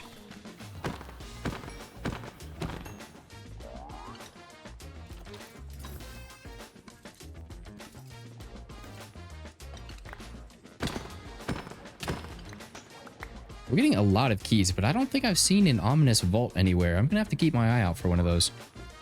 Ooh. This room looks really dangerous. We have to be really careful here. Yep, and almost fell in lava already. I am so glad for these air hop leggings. Oh my gosh, I almost just fell in again.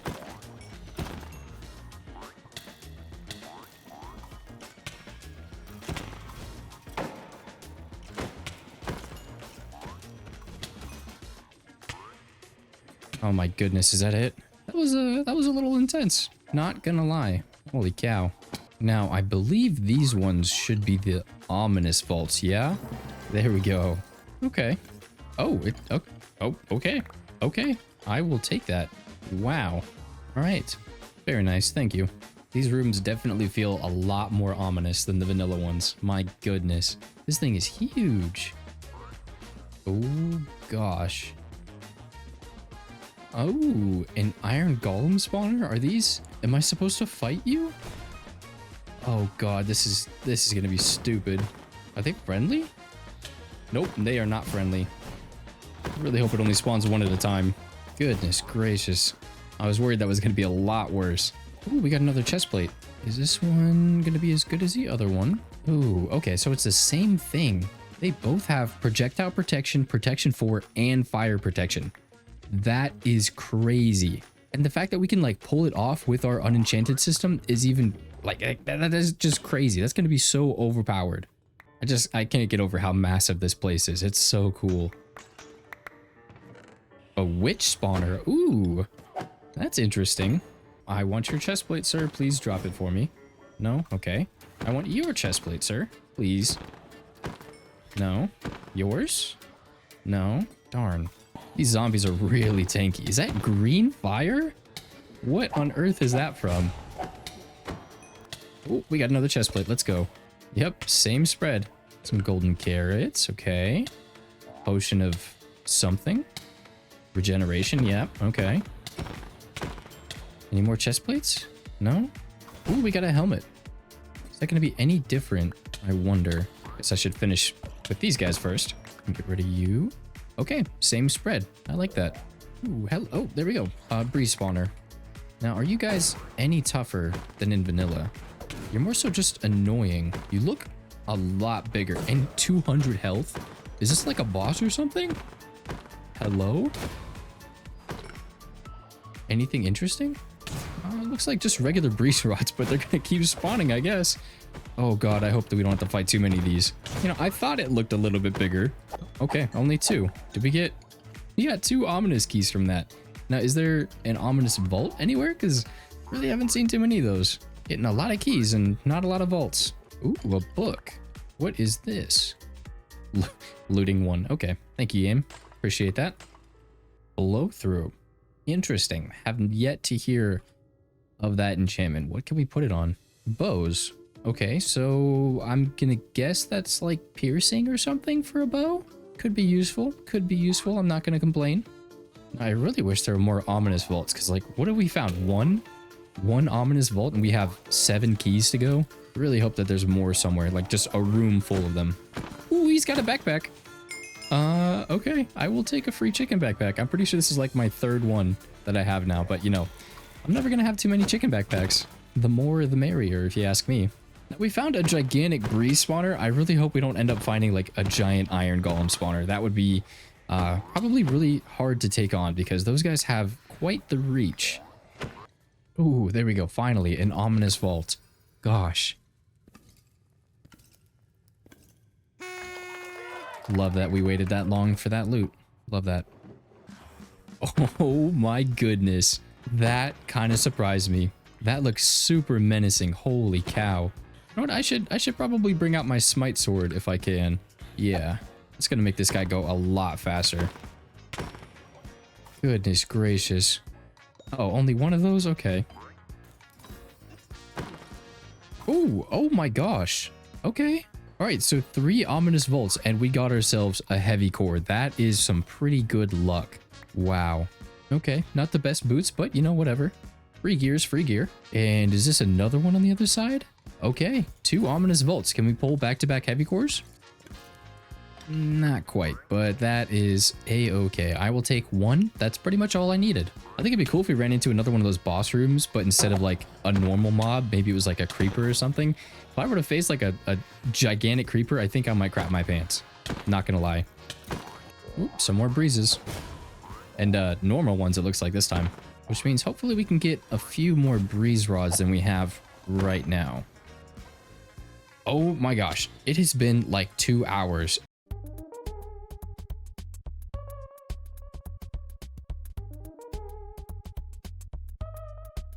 I think I've finally finished every single room in this trial chamber, and my gosh, was there a lot to do here. This thing is so much bigger than the vanilla one. At least it feels like that. I'm not really sure if it is, but it felt like it was a lot bigger and definitely a lot more challenging. I really liked the different boss rooms that there were. I think we encountered 2 different breeze boss rooms and then 1 giant zombie boss room. So pretty cool. I really enjoyed those. Those were fun.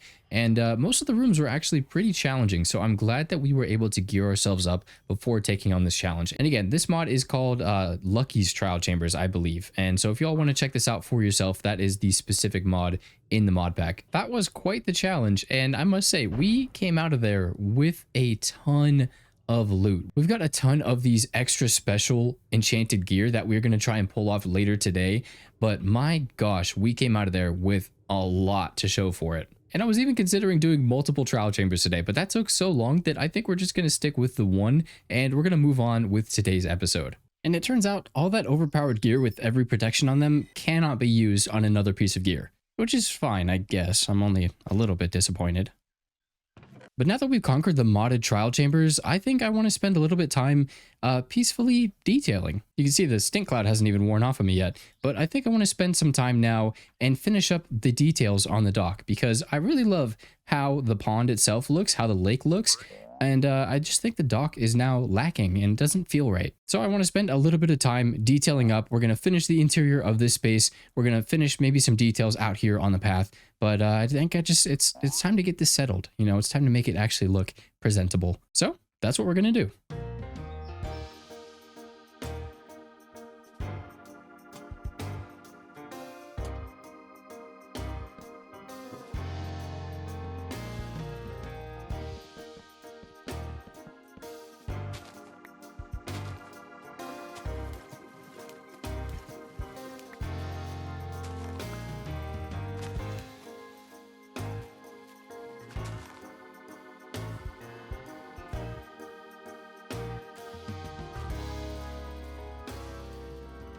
And now, quite some time later, it is time that we take a tour of our new and improved docks, with some shaders on, of course. Now, this is going to be a long work in progress project, but we made a lot of progress today. We completely finished the interior of this little shack. Initially, I wanted to go for a busy, overcluttered feel, and we definitely achieved that with this look. I did a lot of just random little bits, some trophies here and there, and even some plant life. And it's just trying to give the idea of life in this build. And for some reason, the banners don't work with shaders on, but that's what that banner looks like. We actually stole that from a pirate ship, so I thought that was pretty cool to include here.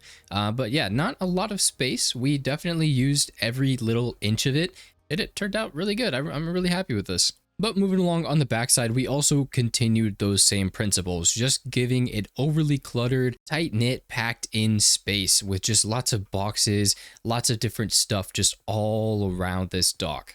I even went through and changed up the docks a little bit, lowered some sections into the ground so that it was a little bit closer to the water, someplace that we could have an easy shove-off place for some boats or something like that. And now this whole shack was meant to pay homage to episode 1, but I wanted to include another crane out front here with a guardian fossil like we had on the dock in episode 1 as well. I thought this detail was really cool. I really enjoyed it from season 1, and I really wanted to add it here again. We also added these posts up and down the dock that are just kind of randomly placed around for people to place their fishing rods in. I don't know if y'all have been to a dock, but there are these like things that'll hold your fishing rods on the side of the dock while you're fishing or doing whatever, and they'll just kind of sit there on the edge with your line in the water. That's what these are kind of here to represent. This place is really beautiful with shaders on, and I think it looks even better at night, so I'm gonna have to wait and show you how it looks then. But I was able to add a pretty cool design for some lampposts up and down the dock. These are just a combination of a few different fences. On the left here we have some macaws fencing, and then on the right here this is just the regular vanilla fencing, and they create kind of an interesting connection, but I think it works. It looks really cool, and I'm just a big fan of how they turned out. I added these all around the dock. And like I said, I added these little sections that come closer to the water. This is primarily the spot that we fish, actually. This is where I've spent the majority of my time fishing in this world, is just off this little coast here. And I think it's so cozy and so fun. I like this so much. And moving further along the dock, we also have some seating areas, some more cargo and storage. We kept this place primarily open. I wanted this to feel like a nice little lagoon area full of just life. I wish there was some like more fishes or something in here. I'm not really sure how else to add life other than plants, but I think it came out really, really well. And then again, we just have lots of random little details along the way to the edge of the dock where we have another fishing pier down here. We also left a backpack here, kind of as saying someone maybe came through here and just left their backpack or lost it, or maybe they're off, you know, taking a dive somewhere, swimming or something like that. But just some fun little extra bits of life to try and make this dock feel all that much more alive and better. But at this point, the docks feel pretty much done. I don't know if there's much else that I'd like to add here. I think we could use some extra details maybe on this pathway up to the fishing shack, maybe a few extra things just here and there. But for the most part, I feel like this area is done and good to go. Which is crazy to think about because I feel like I spent so much time here in the past couple weeks, and now I'm going to be saying goodbye to it, at least for a little bit of time. I know I'm going to come back here and fish frequently, so it's not like I'm actually leaving this area behind, but it is time that we move our attention to other places for our builds. And since we're on the topic, I wanted to talk to you about the next project I want to work on. You see, last episode we finished expanding this path all the way up into the forest and into some animal pens. And I've been doing a little bit of breeding up here, not so much the pigs, mostly the cows, because I think leather is potentially a lot more useful than just regular old pork chops.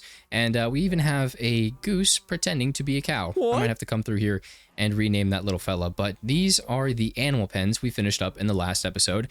And this area, it feels pretty good, you know, pretty finished. But I think I want to add just a little bit more in this space. And what on earth could I add now? Well, I was thinking we could wrap a path around here on the top of our crop fields, maybe around here, get a nice little scenic walkthrough, and then turn over to this cozy little outcropping. You see, I think this little space would be perfect for those guys. I think this place would be perfect for some stables. And I think that's going to be our next project, but not quite yet. There's one more thing I want to do first. You see, we spent the beginning of this episode being tested by the trials of modded Minecraft, and well, they were difficult, I will give them that, but they didn't feel as difficult as I wanted them to. And I feel like I need just a little bit more of a challenge today, and so I had another thing in mind that we could do to challenge ourselves a little bit. And well, through this spooky forest that got halfway burned down on the other side of the river, there is quite the imposing structure on the edge of our property. This is something we ran into in episode 1. This is called an Illager windmill, and it's right next to my base. Now, I have no idea how difficult this structure is going to be. It doesn't look near as threatening as those trial chambers, but I know Illagers are a little bit more vamped up in this mod pack and a little bit scarier, so I think this might just be the exact challenge that we need. And while the sun's setting, I guess there's no better time than the present. Definitely not going to regret this one.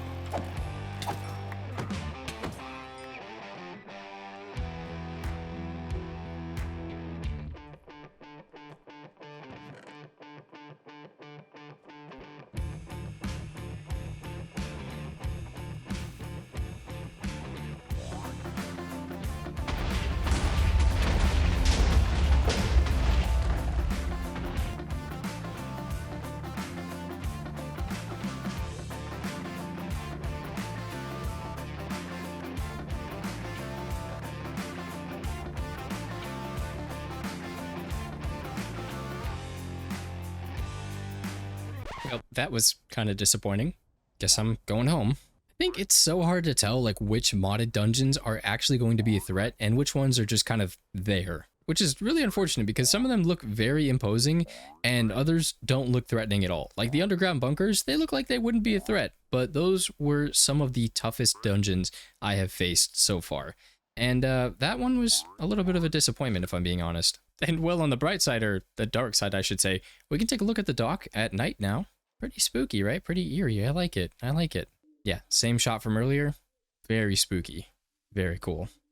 Well, I have to say, I am fairly disappointed with how that dungeon turned out. That's okay. We might find another one to do today. We might not. I'm not really sure. But I do know I want to start working on the stables next. And I really wish I would stop punching all of my grass.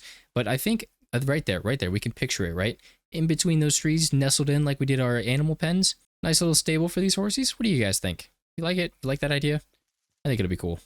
So first things first, I decided I needed to know where the path was going to connect up from the animal pens. So I started out by laying that out, and then I went into terraforming a bit of this hill just so that we had some extra space, make it a little bit wider so the horses could actually get up and down from this area. It was kind of weird tucking it into the forest like this, so I needed to make sure it was as accessible as it could be and made as much sense as possible. Then I went into clearing a little bit of the terrain, widening out the space, flattening out the land, and clearing out just a couple of the trees. I did want to still try and keep this as much in flow with the nature and not so much like we're trying to clear out a bunch of space for it. So we did end up like nestling it as good as we could in between these couple of trees that were left, but a few of them did end up getting in our way, which was unfortunate, but you know, we did our best. Next, I went into outlining the build. I know I wanted this to be very rounded, very to the ground and in tune with the nature, so we didn't go for any like sharp corners or anything like that.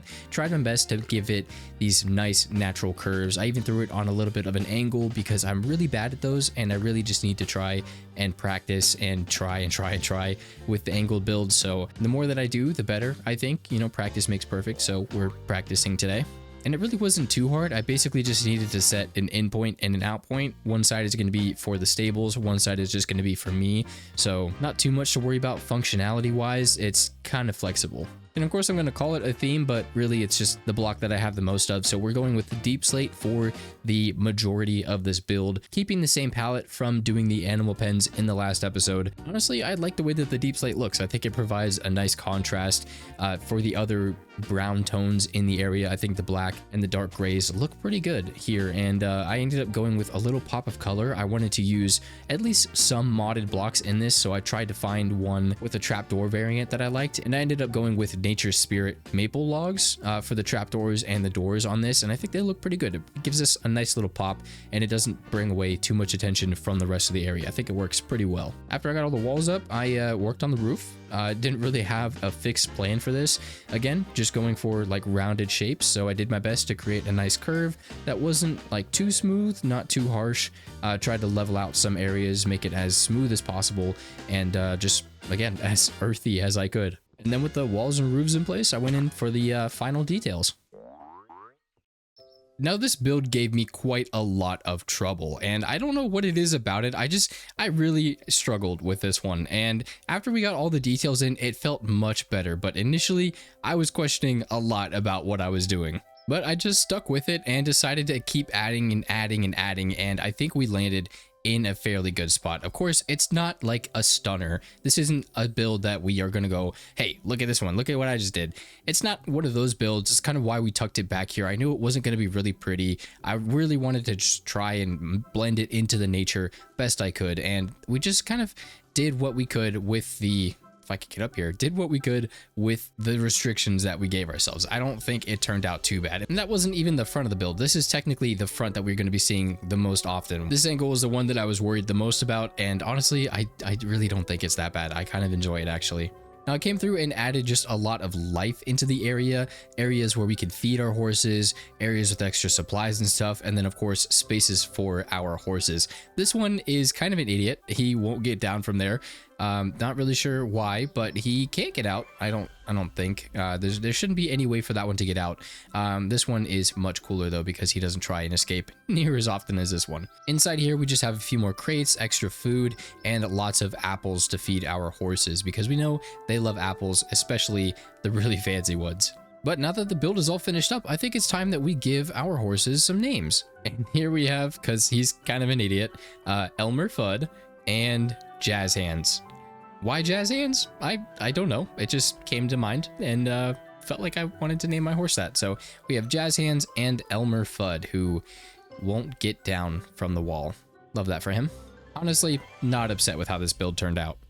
Now I know we were a little let down earlier in today's episode when we found out we couldn't actually apply these enchantments onto our armor, and well, I kind of gave it some time, thought a little bit about it, and actually used my brain this time around. And well, we can still use this enchanted armor. You see, these enchantments are on diamond gear, and diamond is the gear that I have on right now. So there really is no difference between this armor and the armor that I have right now. The only difference being this stuff that I have on is unique, so it has a little bit better stats, but we can turn these into uniques, no problem. So after rubbing my two brain cells together and figuring that out, I actually went back down into the trial chambers and I found us not only those, but these two pieces here that I've already put some enchantments on. So you notice this armor is completely stacked. We have protection 4, fire protection 4, and projectile protection 4, all on a perfect, unique diamond helmet, with all the same enchantments on our diamond helmet that we are currently using, but with those extra protections on them. Yeah, we kind of hacked the system there. Hack might not be the right word to use for this because so far I have only gotten helmets and chest plates to drop. As you can see here, we have a couple extras in this barrel. I have not gotten any pants or any boots. And I've ran the trial chambers like an extra 2 times, and I just don't know if they're super rare, if they're going to be able to drop at all, or what the deal is with them. It just means that we have a long grind ahead of us, and well, this armor is quite overpowered, so I'm okay waiting a little bit longer to start using that and waiting until we actually get the full set ready.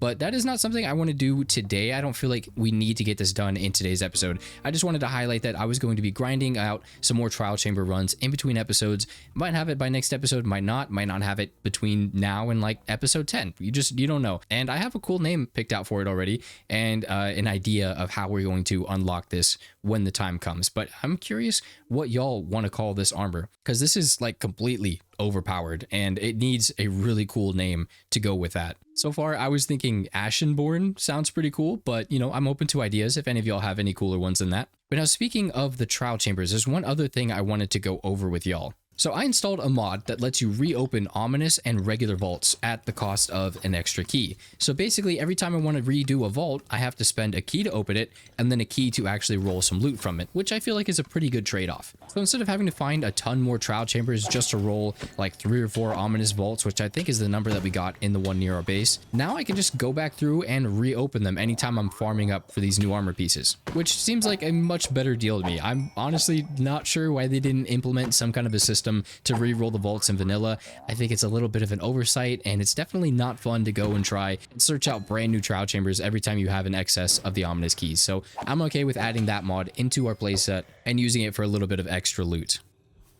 And so on those extra runs, we ended up getting 5 heavy cores, which is kind of a crazy number, but I think we used over a stack of ominous keys. And if I wasn't using that mod that let me re-roll the vaults, we would have had to find so many trial chambers just to use all of the ominous keys that we got, which is crazy to think about. But now we have 5 heavy cores and a few fun mods to play around with that when the time comes. I don't think I want to do that in today's episode, but there are some interesting things that we can do with those heavy cores that I am pretty excited about. I know, it's so rainy, it's so sad. It's been so long since we've been in this world. And I have good reason for that. I've been a little bit busy. My allergies have been kicking my butt lately. It's been a pretty rough spring for me so far and into the early summer, but we are back today. And while it might be a gloomy little day in our world, it's actually going to be an absolutely beautiful day. And the reason I say that is because, well, we are very nearly finished with our starter area. There's a few things that I want to work on here and there, but there's not really any other projects that I really foresee us doing in this area in the immediate future. I want to kind of turn my attention to another spot in our world. Now, back in episode 1, we designated this entire area, this spot specifically, as Homestead.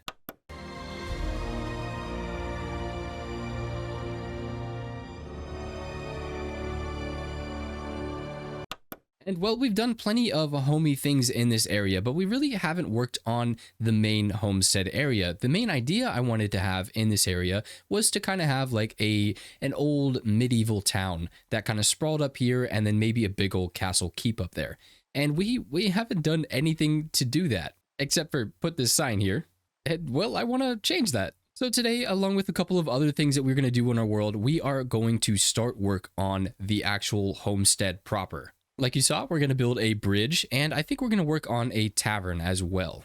But in order to do that, I need to gather some materials. Now, I have no idea what I want to build this stuff out of yet. I just know that I need my good old trusty cobblestone, and we can start lining out some outlines. And now I know for this bridge, I kind of want it to shoot off at just a slight angle. That way we keep it a little bit more interesting and we keep trying to improve our angled builds. And this would be the perfect practice. We also need to make sure that this is going to be wide enough so that we can ride some horses across the river. And I already have an idea of what I want this bridge to look like, what kind of theme we might go with. And this slight curve is going to work out pretty well for us. But of course, this is the center block, so we just need to expand it a little bit. Now, to get a horse across, I think 3 blocks would probably be okay. I don't want to go 5 across because I feel like that might be just a little bit too big. But we can approach that whenever we get a little bit closer to finalizing some of the shape. Just for now, we're going to get an idea of what this needs to look like. And I think I want to add a little bit of verticality as well, just because the bridge isn't going to be straight across the water.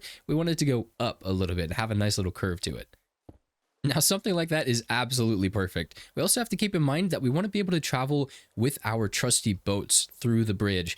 And I think we're going to leave some space in between the pillars, and hopefully it'll be enough room for us to travel along in a boat.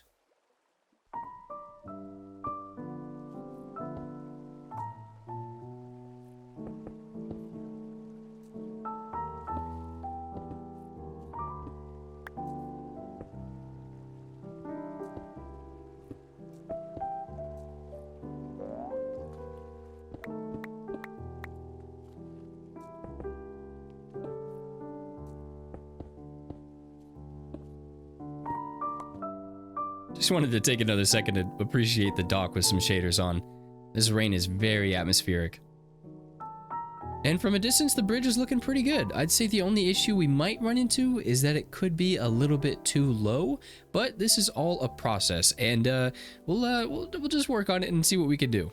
Either way, I feel like this is a pretty good start, and since we're kind of focusing on the outlines right now, I think it's time we start working on the tavern a little bit. Now, where would be a perfect spot to put this? I want it close to the river, but we also need to have a lot of space for this build, and I don't know what area is going to accommodate us as well as we'd like. Hello, Skellies. Now, we could just suck it up and put it on this little corner here. It might be enough space, but I really just don't want to spend a lot of time clearing out some land right now. So I might just suck it up and say we'll put it here.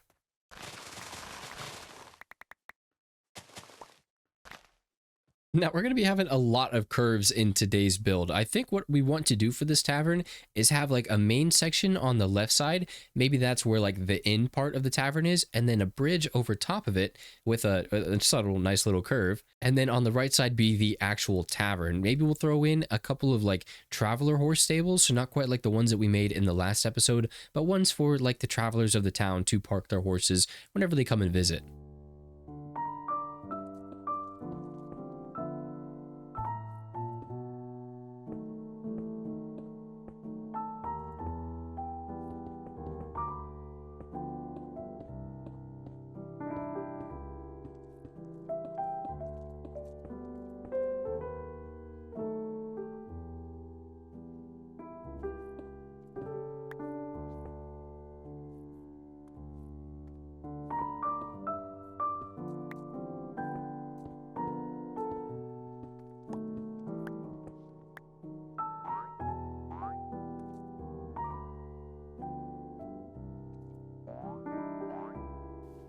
Okay, this start might be a little bit off balance right now. It feels a little bit top heavy, so we might change it, might make it a little bit taller. But generally, this will be the left side of the tavern and inn, and let's start on the next half.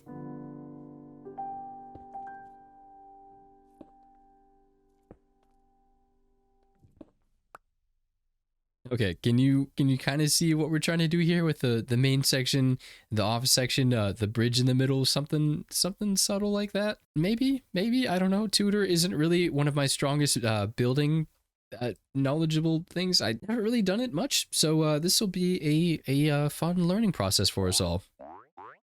Now, with both of our outlines in place, I think I want to work on the bridge first, which means I need to gather a few of our materials. Some mossy cobblestone would be perfect. I think some deep slate obviously would also go pretty well with this, and maybe a few other things that I can scrounge up. I don't know what this is or where I got it from, but we're gonna try and use this thing. Ooh, and also while I'm thinking about it, So remember last time we were talking about the trial chambers and that overpowered armor and hopefully that we could get our hands on some more of it?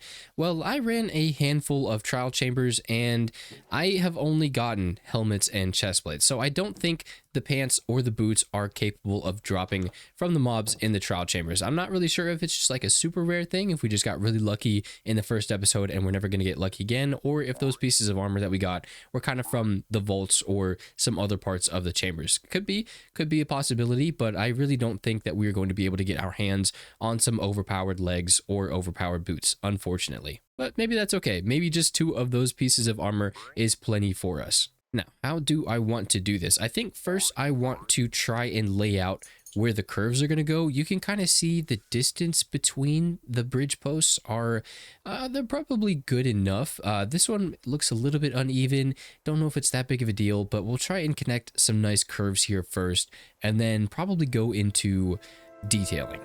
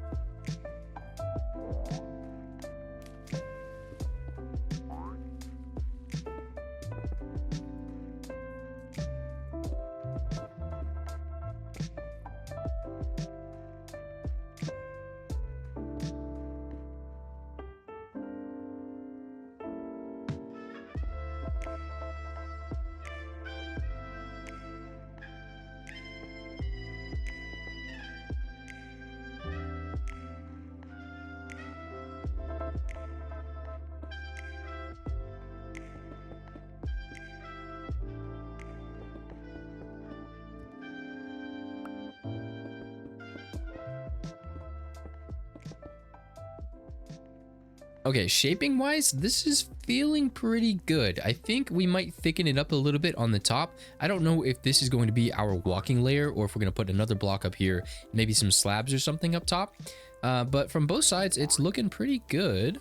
I think the next step is probably just going to be adding some details, maybe from like the ground up, and then we'll work on that layer, the walking layer. Maybe we'll see. Not really sure. But I do think that texturing is probably the next step here.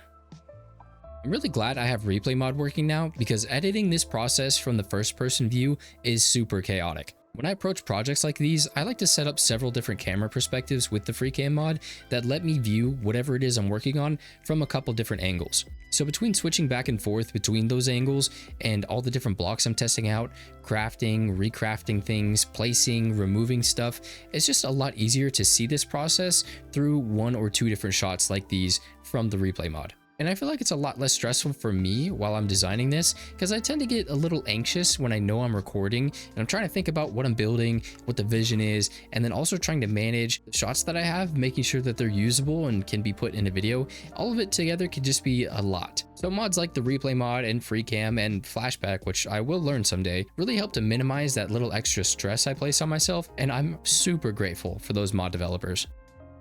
Okay, it's been like an hour, maybe a half an hour. I don't really know. I haven't really been keeping track of time. All I know is this is looking pretty good and my brain is kind of hurting right now. So I want to take a little bit of a brain break. And well, honestly, I'm just a bit anxious to get to the main dungeon for today. And of course, you probably saw it in the thumbnail already, but there is something awaiting us across the world. And no, I'm not avoiding doing the rest of the work. We've done some work. Now it's time to procrastinate a little bit. It's a give and a take, And I don't remember when I did it, but I at some point gathered this trident and I was able to enchant it with several of the books that we have gathered along our journey. This trident paired with our recently improved armor should be just enough to take on the Trident Trials. Now, I do still expect this to be like the vanilla monuments, so I assume we're probably going to be safe bringing along a couple of extra buckets of milk so that we can clear off a mining fatigue that we get from the Elder Guardians. Other than Other than the Elder Guardians, I don't really know what to expect from these Trident Trials. I know that it is a very big overhaul brought to us by the Dungeons and Taverns data pack and mod set. So it should be quite the challenge.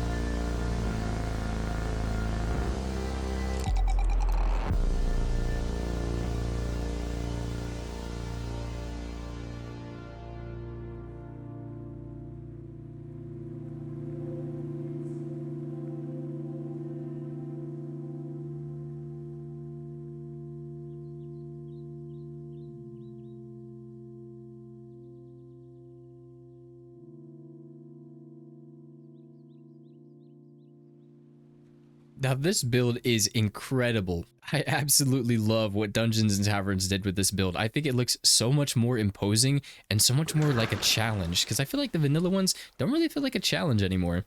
Oh, and I think we might have found a way inside. One thing I didn't think to bring was some water breathing, but looks like we found some sponges already.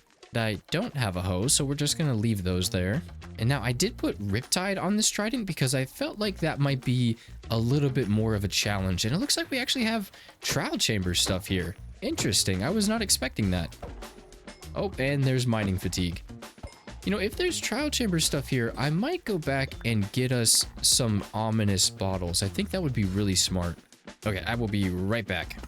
Okay, and I don't have a brewing stand anywhere, so we're just gonna have to use all of these 3-minute water breathing potions. Hopefully that won't be an issue. Okay, take 2. All right, now let's see if this gets any more challenging.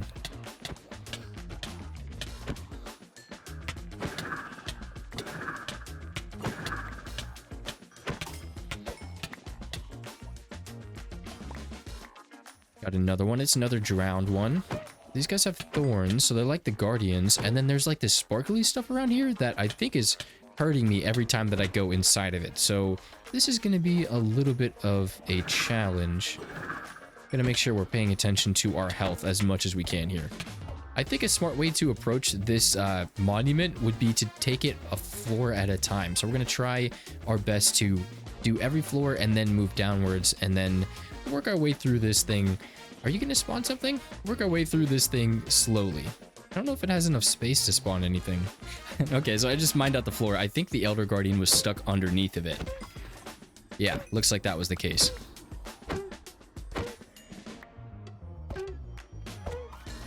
All right, and it looks like we got some ink sacs, or is that kelp? That's kelp. Okay. All right, so I think that's this floor done. Now we can move downward one.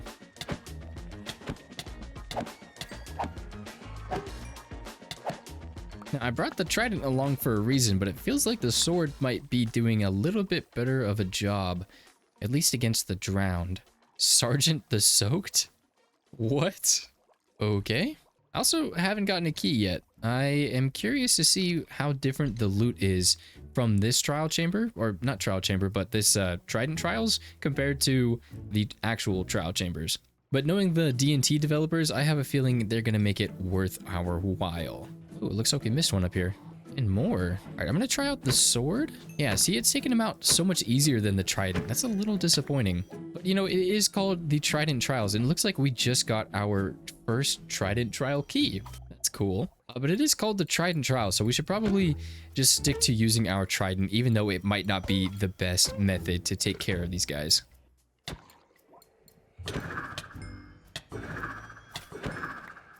All right, now, is this Trident Trial key something that we can use on a regular vault, or is there going to be like a special vault for this one? No? Okay. Oh. Okay, so I don't know if there's going to be any ominous vaults here. We might just have this regular tier vault, but it looks like the loot might actually be worth it on this one compared to the vanilla trial chambers. That's really good, because I was worried that this wouldn't be worth our time. Oh, it looks like we have a trident drowned. I could stop taking sparkle damage. Oh, he's got a diamond chestplate on too. I love the way that trim looks. Anything special from that one? No? Blah, blah, blah, blah, blah. Ooh, this one's got an armor trim. Like he's actually holding it. But he didn't drop it? Okay. I guess, why not? Okay, some more potions. I think I probably made a mistake grabbing all the ones that I had at home. I didn't realize that we'd be getting so many of these.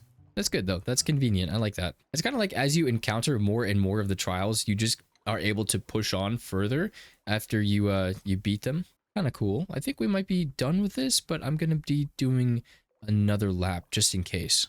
Here, one up here. That one's done. Yeah, that's right. Another drowned head that I missed. Down, around, that way, through here.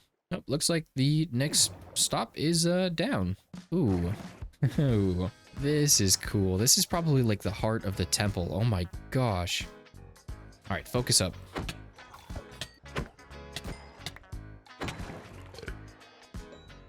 We got another key.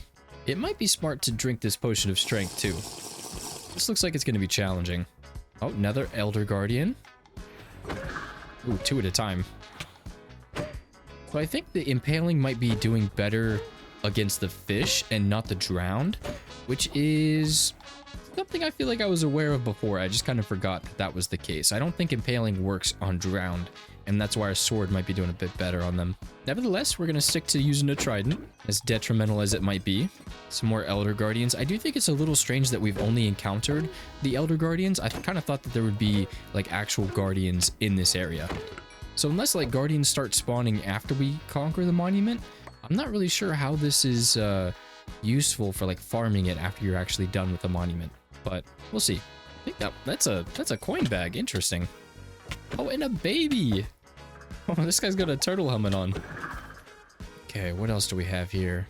I wonder if this is going to spawn like a really big one, like the other trial chambers did. Oh boy, that's a lot of drown. I'm going to whip out the sword because I do not want to spend forever killing these guys with the trident. Holy cow. Look at that. Easy work. I feel like the drowned would be a little bit more threatening if they actually moved faster in the water. Like if they were just slightly faster than us, it would probably be an actual challenge. Ooh, a golden apple. Okay, surely there's more, right? Or like vaults somewhere? There's fish. I don't think this is the bottom. No, there's still more below us. We got to figure out a way to get down there. I do think this center room is really cool though. Oh, looks like we found our way down. Okay, now what is going to be down here?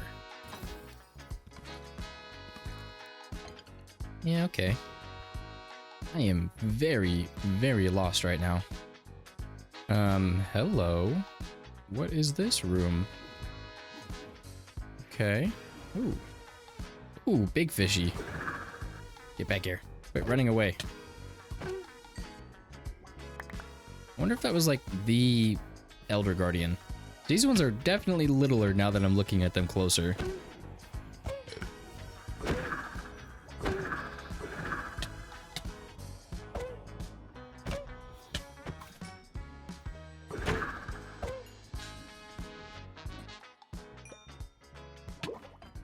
Okay, I think that might be it for the main temple, but I also think that there is something off in each cardinal direction.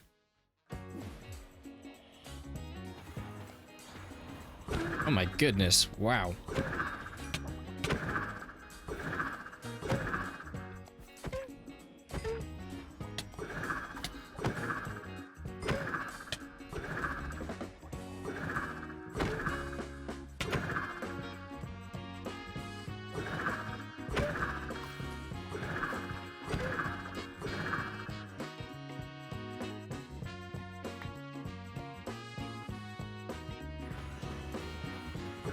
Goodness gracious.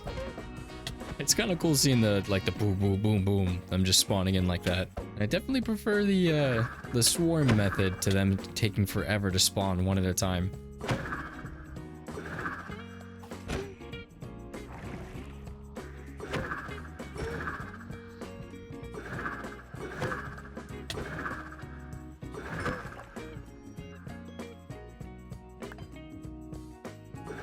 I have a feeling that was the last one. Yeah, looks like we're back to the start. I think that's everything from this. there's one more thing I know I'm for sure missing, if we can find him again. Pretty sure he's been following us this whole time. Is that? Yep. Sergeant the Soaked is a drowned with a turtle helmet and a trident. Hit 90 health points.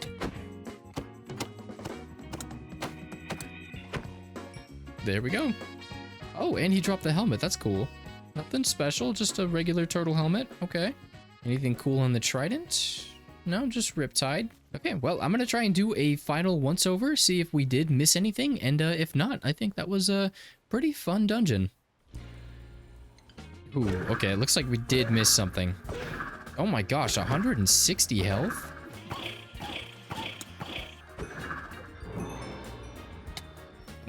Okay. Yeah, we definitely missed something big. Holy crap.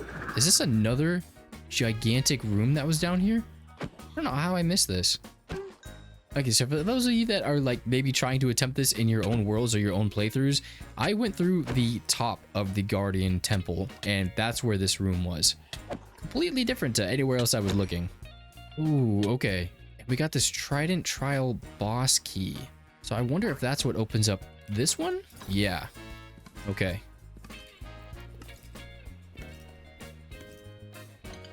Alright, some interesting stuff. Looks like we got another Trident. Just a regular trident. That's okay. Some gold blocks and some emerald blocks. Okay, but this is the very top of... I don't know if I'll be able to jump out. This is at the very top of the temple. Just straight down here.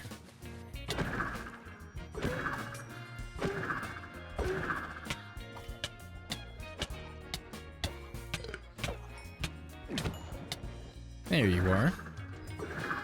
Trying to hide from me.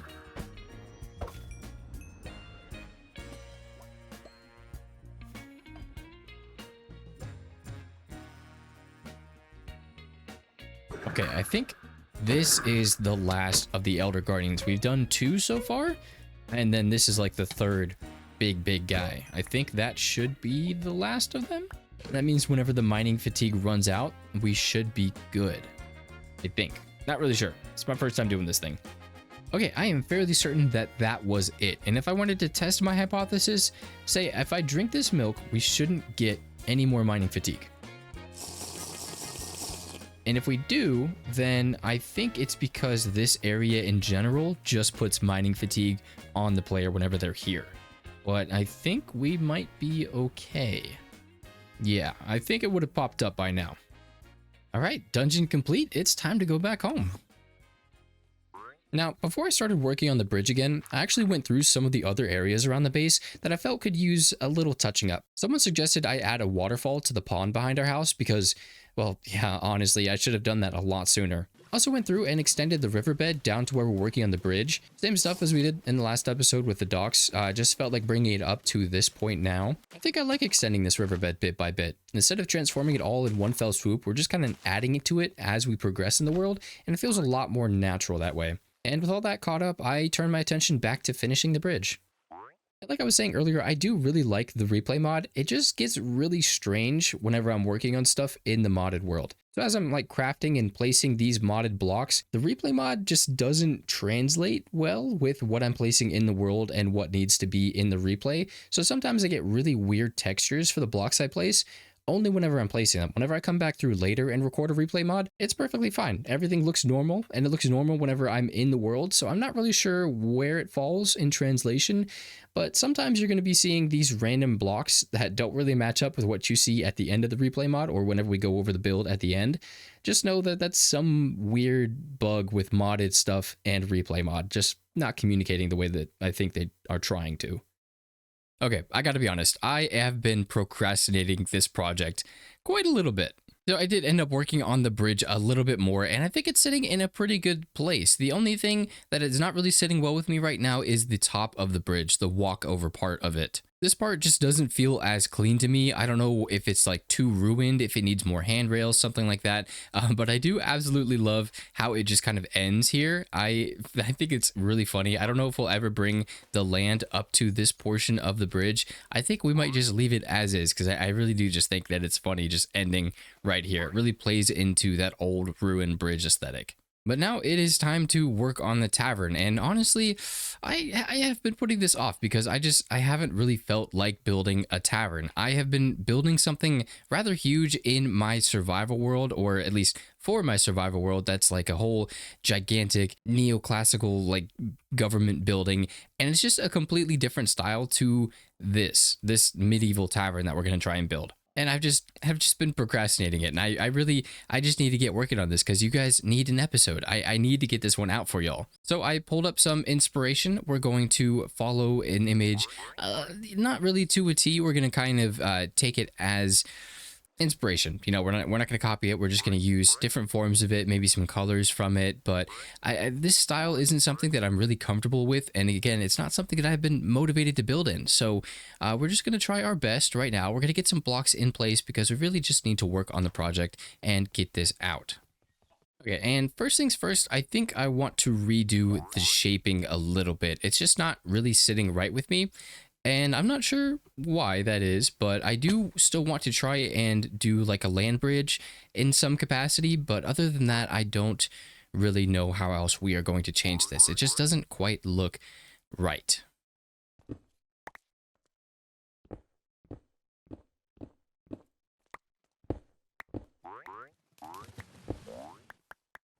Now, usually for projects like these where I'm kind of struggling with the form and maybe with the technique a little bit, this is usually when I would hop into like a creative world and try my best to figure it out there before bringing it into the actual world itself.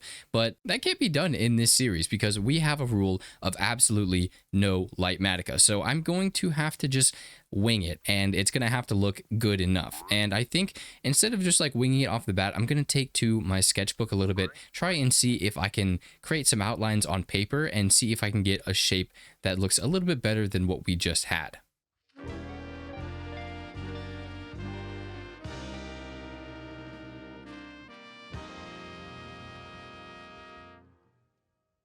Now this actually doesn't look half wow. Okay, now this actually doesn't look half bad. We might end up throwing like a tower somewhere here, maybe to break up like this flat face.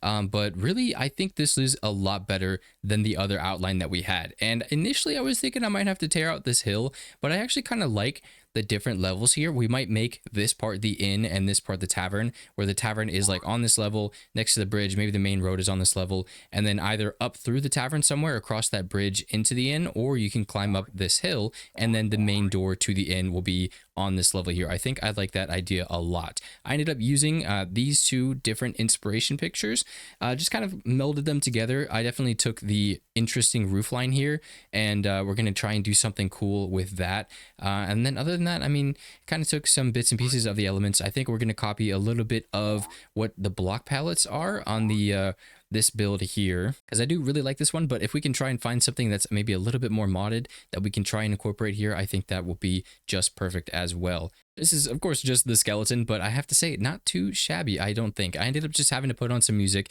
Shout out Radiohead. I'm sure you're watching this, but love you guys. So thank you for the musical motivation that it took to finish this outline. Now is the fun part. We got to figure out what kind of blocks we want to use. We kind of already have an idea. Some probably spruce, maybe some sandstone if we can get that to look right. The issue is we have a style already defined with our starter house, but this is kind of like the first style of homestead, and so this is going to not like definitively, but it's going to sort of in a way define how this style stretches across the entire town. So we kind of have to be a little bit deliberate with what we do. We don't want to do anything that's like super crazy outlandish build palettes, whatever. Not that we have access to really anything outlandish at the moment, but we just have to be careful with what we use. I do think at the very least we are going to use a similar base to the tavern. So it's going to look a little bit similar down here as it does on the tavern. But other than that, I really don't think we're going to copy too much from our starter house. But while I was doing that outline, I also wanted to smelt up this stone because I think that's going to be very helpful.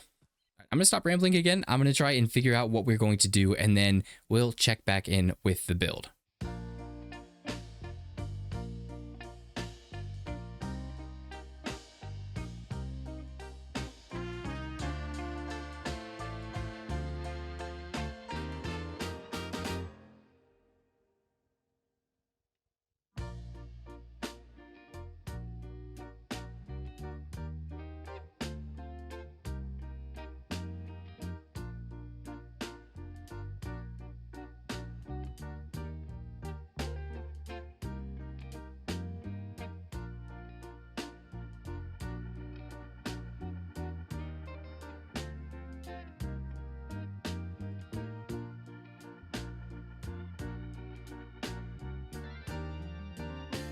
Now, this tavern is actually coming along better than I expected it would.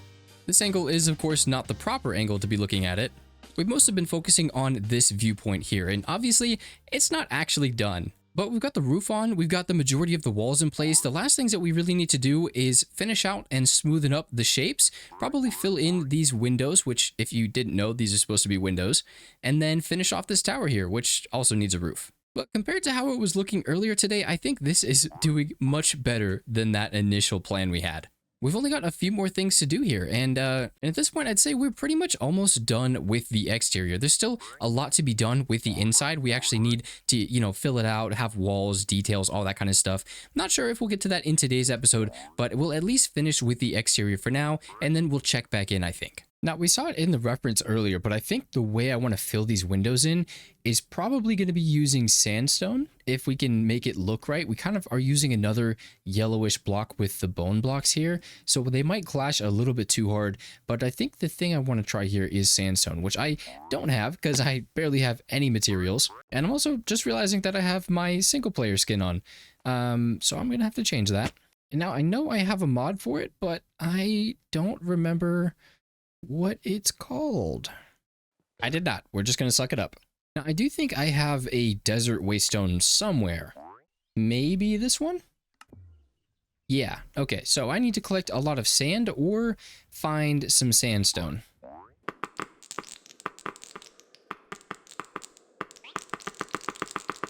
Okay, that took like 2 seconds. Stupid easy. Oh, and the reason I have a waystone all the way out here is because this little guy spawned here. I'm pretty sure this is better archaeology. That's like an archaeology table.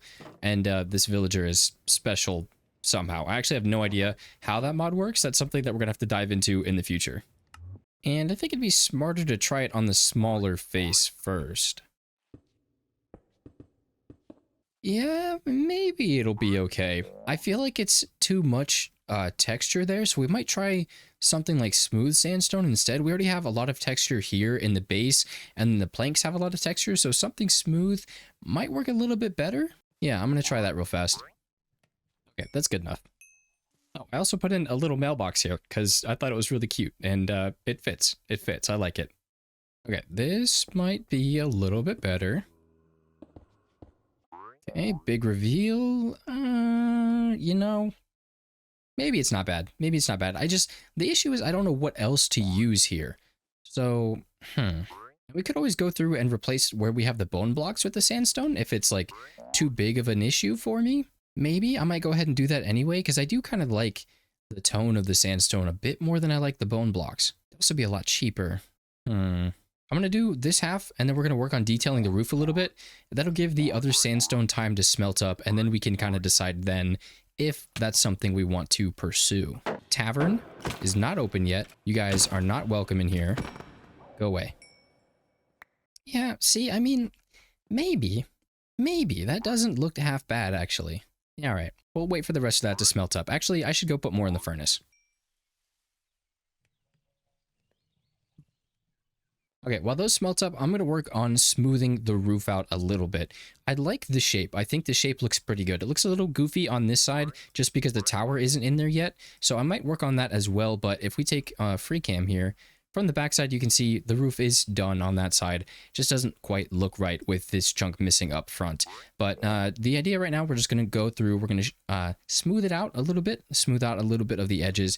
But generally, I think the shape is pretty good. I think it'll stay mostly the same. We just need to take our stone cutter, remove some of the deep slate, and replace it with some smoother curves. One thing I found out while doing this build is that the chisel and like the bits and all that stuff, there's not any options for deep slate in like any of these extra detail mods that I have. So there's plenty for cobblestone, there's plenty for smooth stone. Not smooth stone, I'm sorry, stone, and sandstone even. So, but we don't have any for cobble deep slate or regular deep slate. The only options that I have for different variants of this stuff or the curved stuff is, you know, a little bit more that's brought through like Macaw's extensions. Looks like it's mostly just Macaw's stuff that extends that family. So it's a little bit disappointing that none of these have access to different deep slate variants, but it's okay. We'll work with it. We'll work with it. It'll be fine.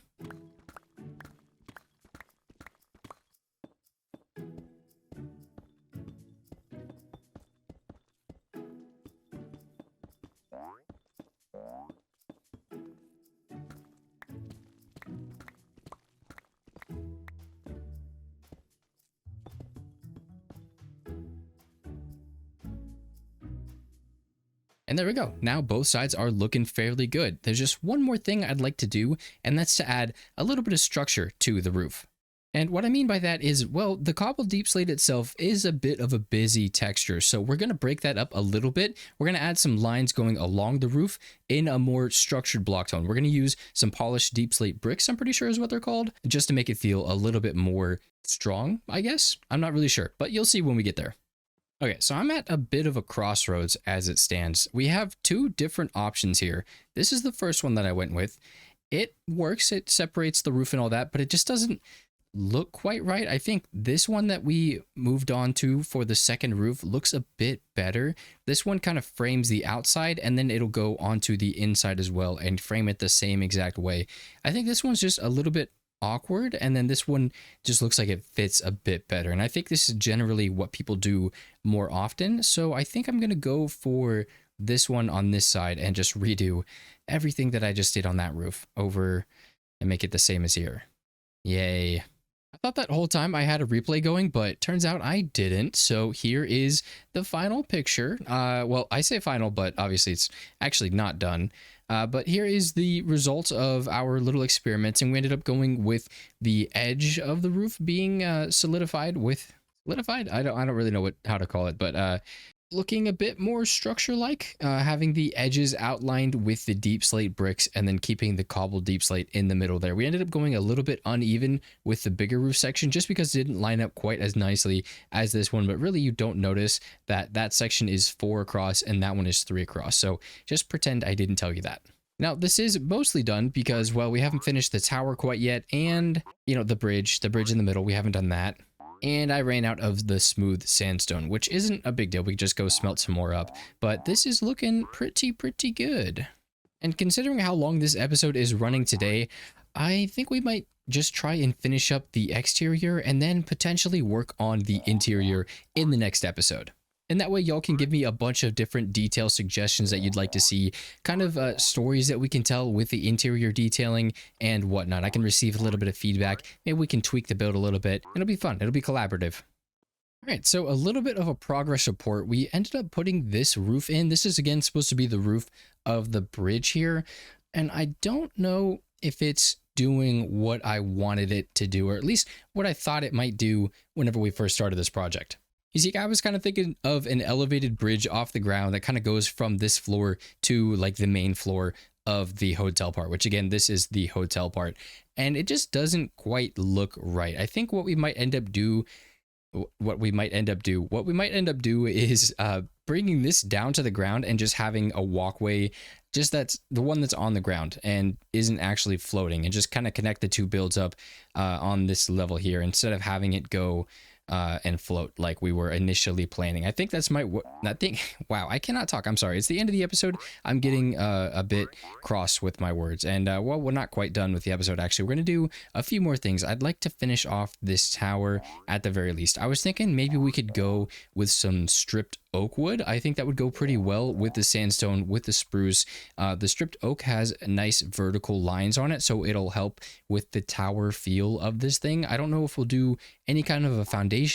I think it would be too samey if we end up doing any sort of foundation there. So we might just do from the ground up stripped oak logs. And I think I'm going to go grab a few of those now so we can try it. Okay, I got a couple stacks that we can work with.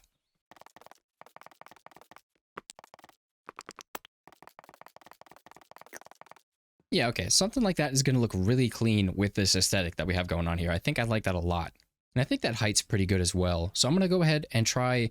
Actually, I need to finish out the tower, and then I think I'll put a roof on it. I think the question is also, do we go with the deep slate roof, or do we try and do something different here? I'm kind of leaning toward just doing deep slate. Yeah, let's give that a shot.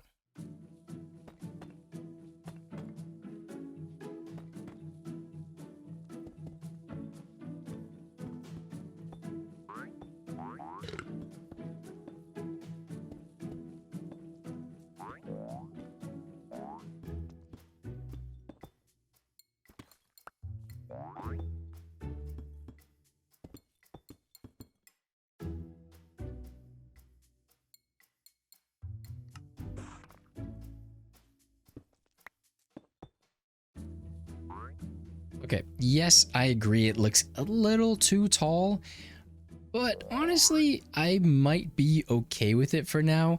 It definitely breaks up the pattern of the other roofs that we have right now. Maybe it could use a bit more detailing. I mean, maybe it definitely could use a bit more detailing. It feels a little bit heavy only from the one side. I feel like this side it looks okay. It's mostly just whatever you get up to like this angle. It kind of blends in with the other roof and it makes it feel a lot bigger than it actually is. But honestly, I don't think it's that bad. I do think I want to grab a few extra like detail things that we can throw on it, and we can start working on the exterior details of this build. Ooh, and while I'm thinking about it, I want to see if we have any mail yet. Oh, look, we do actually have mail. Watch your back? Okay. Dear sir, I hope this letter finds you in good health and in a prosperous enough position to put wealth in the pockets of people like me down on their luck. You see, that was my... I don't think this is my letter. I don't think that's mine. There's no way that's mine. Yeah, that's addressed to an A.Ham. I am not an A.Ham. That's some other guy. Let's see if this one's actually addressed to me. Dear adventurer, tales of your conquest have echoed near and far across this great world. Stories of abandoned bunkers, infested caverns, wayward warships, and even ancient trials have spread throughout the land. Gassing me up a little bit there. I greet you in your triumph and implore you heed my case. You see, our origins are one and the same. While I myself am not a great adventurer like you, we both share the same beginnings. I am but a humble resident of the village from whence you came. Do they mean like the spawn town, the spawn village that we spawned in like 400 days ago? I think that's what they're talking about. And it is with a heavy heart that I must share with you this. Our village, a once peaceful and prosperous land, has been plagued by the shadow of the enemy. The same enemy, I hear, that has scourged parts of your land as well. Honestly, this could mean a lot of different things, but I have one in mind that, kind of burned down the forest over there. They deliver a sickness to our heart, a virus that seeks to corrupt and consume us with greed. We have no means to defend ourselves, no way to preserve the once and peaceful nature of our birthplace. Yeah, I think they're definitely talking about Spawn Town. It sounds like there's something happening there. I beg you, dear adventurer, find the will within your heart to rescue us from this plague. Liberate my home and our shared humble beginnings from the torture of these notch-forsaken pillagers. Yeah, that's kind of what I was expecting. And this is from villager number 4. I don't remember them from Spawn Town, but it sounds like they're in trouble. And honestly, given how much I've had to deal with the pillagers so far, it's no wonder that these guys are starting to deal with the consequences of them as well. That's very concerning. I'm actually worried for that village. So worried, in fact, that I think we need to go help them immediately. I mean, it sounded like they were in immediate danger. I guess we're gonna have to put this project on hold. I've got a village to go save. What am I talking about? I'm not going to leave you high and dry like that. Ladies and gentlemen, people of all ages, it has been over 400 days in this modded world, and I can't believe we have made it this far. Last time we attempted modded, we only made it to 1 episode, and I think we have done much more than that. So I appreciate you all for being here. I know this series means a lot to some of you, and I'm looking forward to what the future holds, but currently I think our plans are on hold for this area, and we need to go figure out how we can be of service to our home village. I appreciate you being here for over 400 days in this world. I look forward to many thousands more days in this world. So with that said, ladies and gentlemen, people of all ages, I really appreciate you being here at this point in the video, and I hope you all have a wonderful day.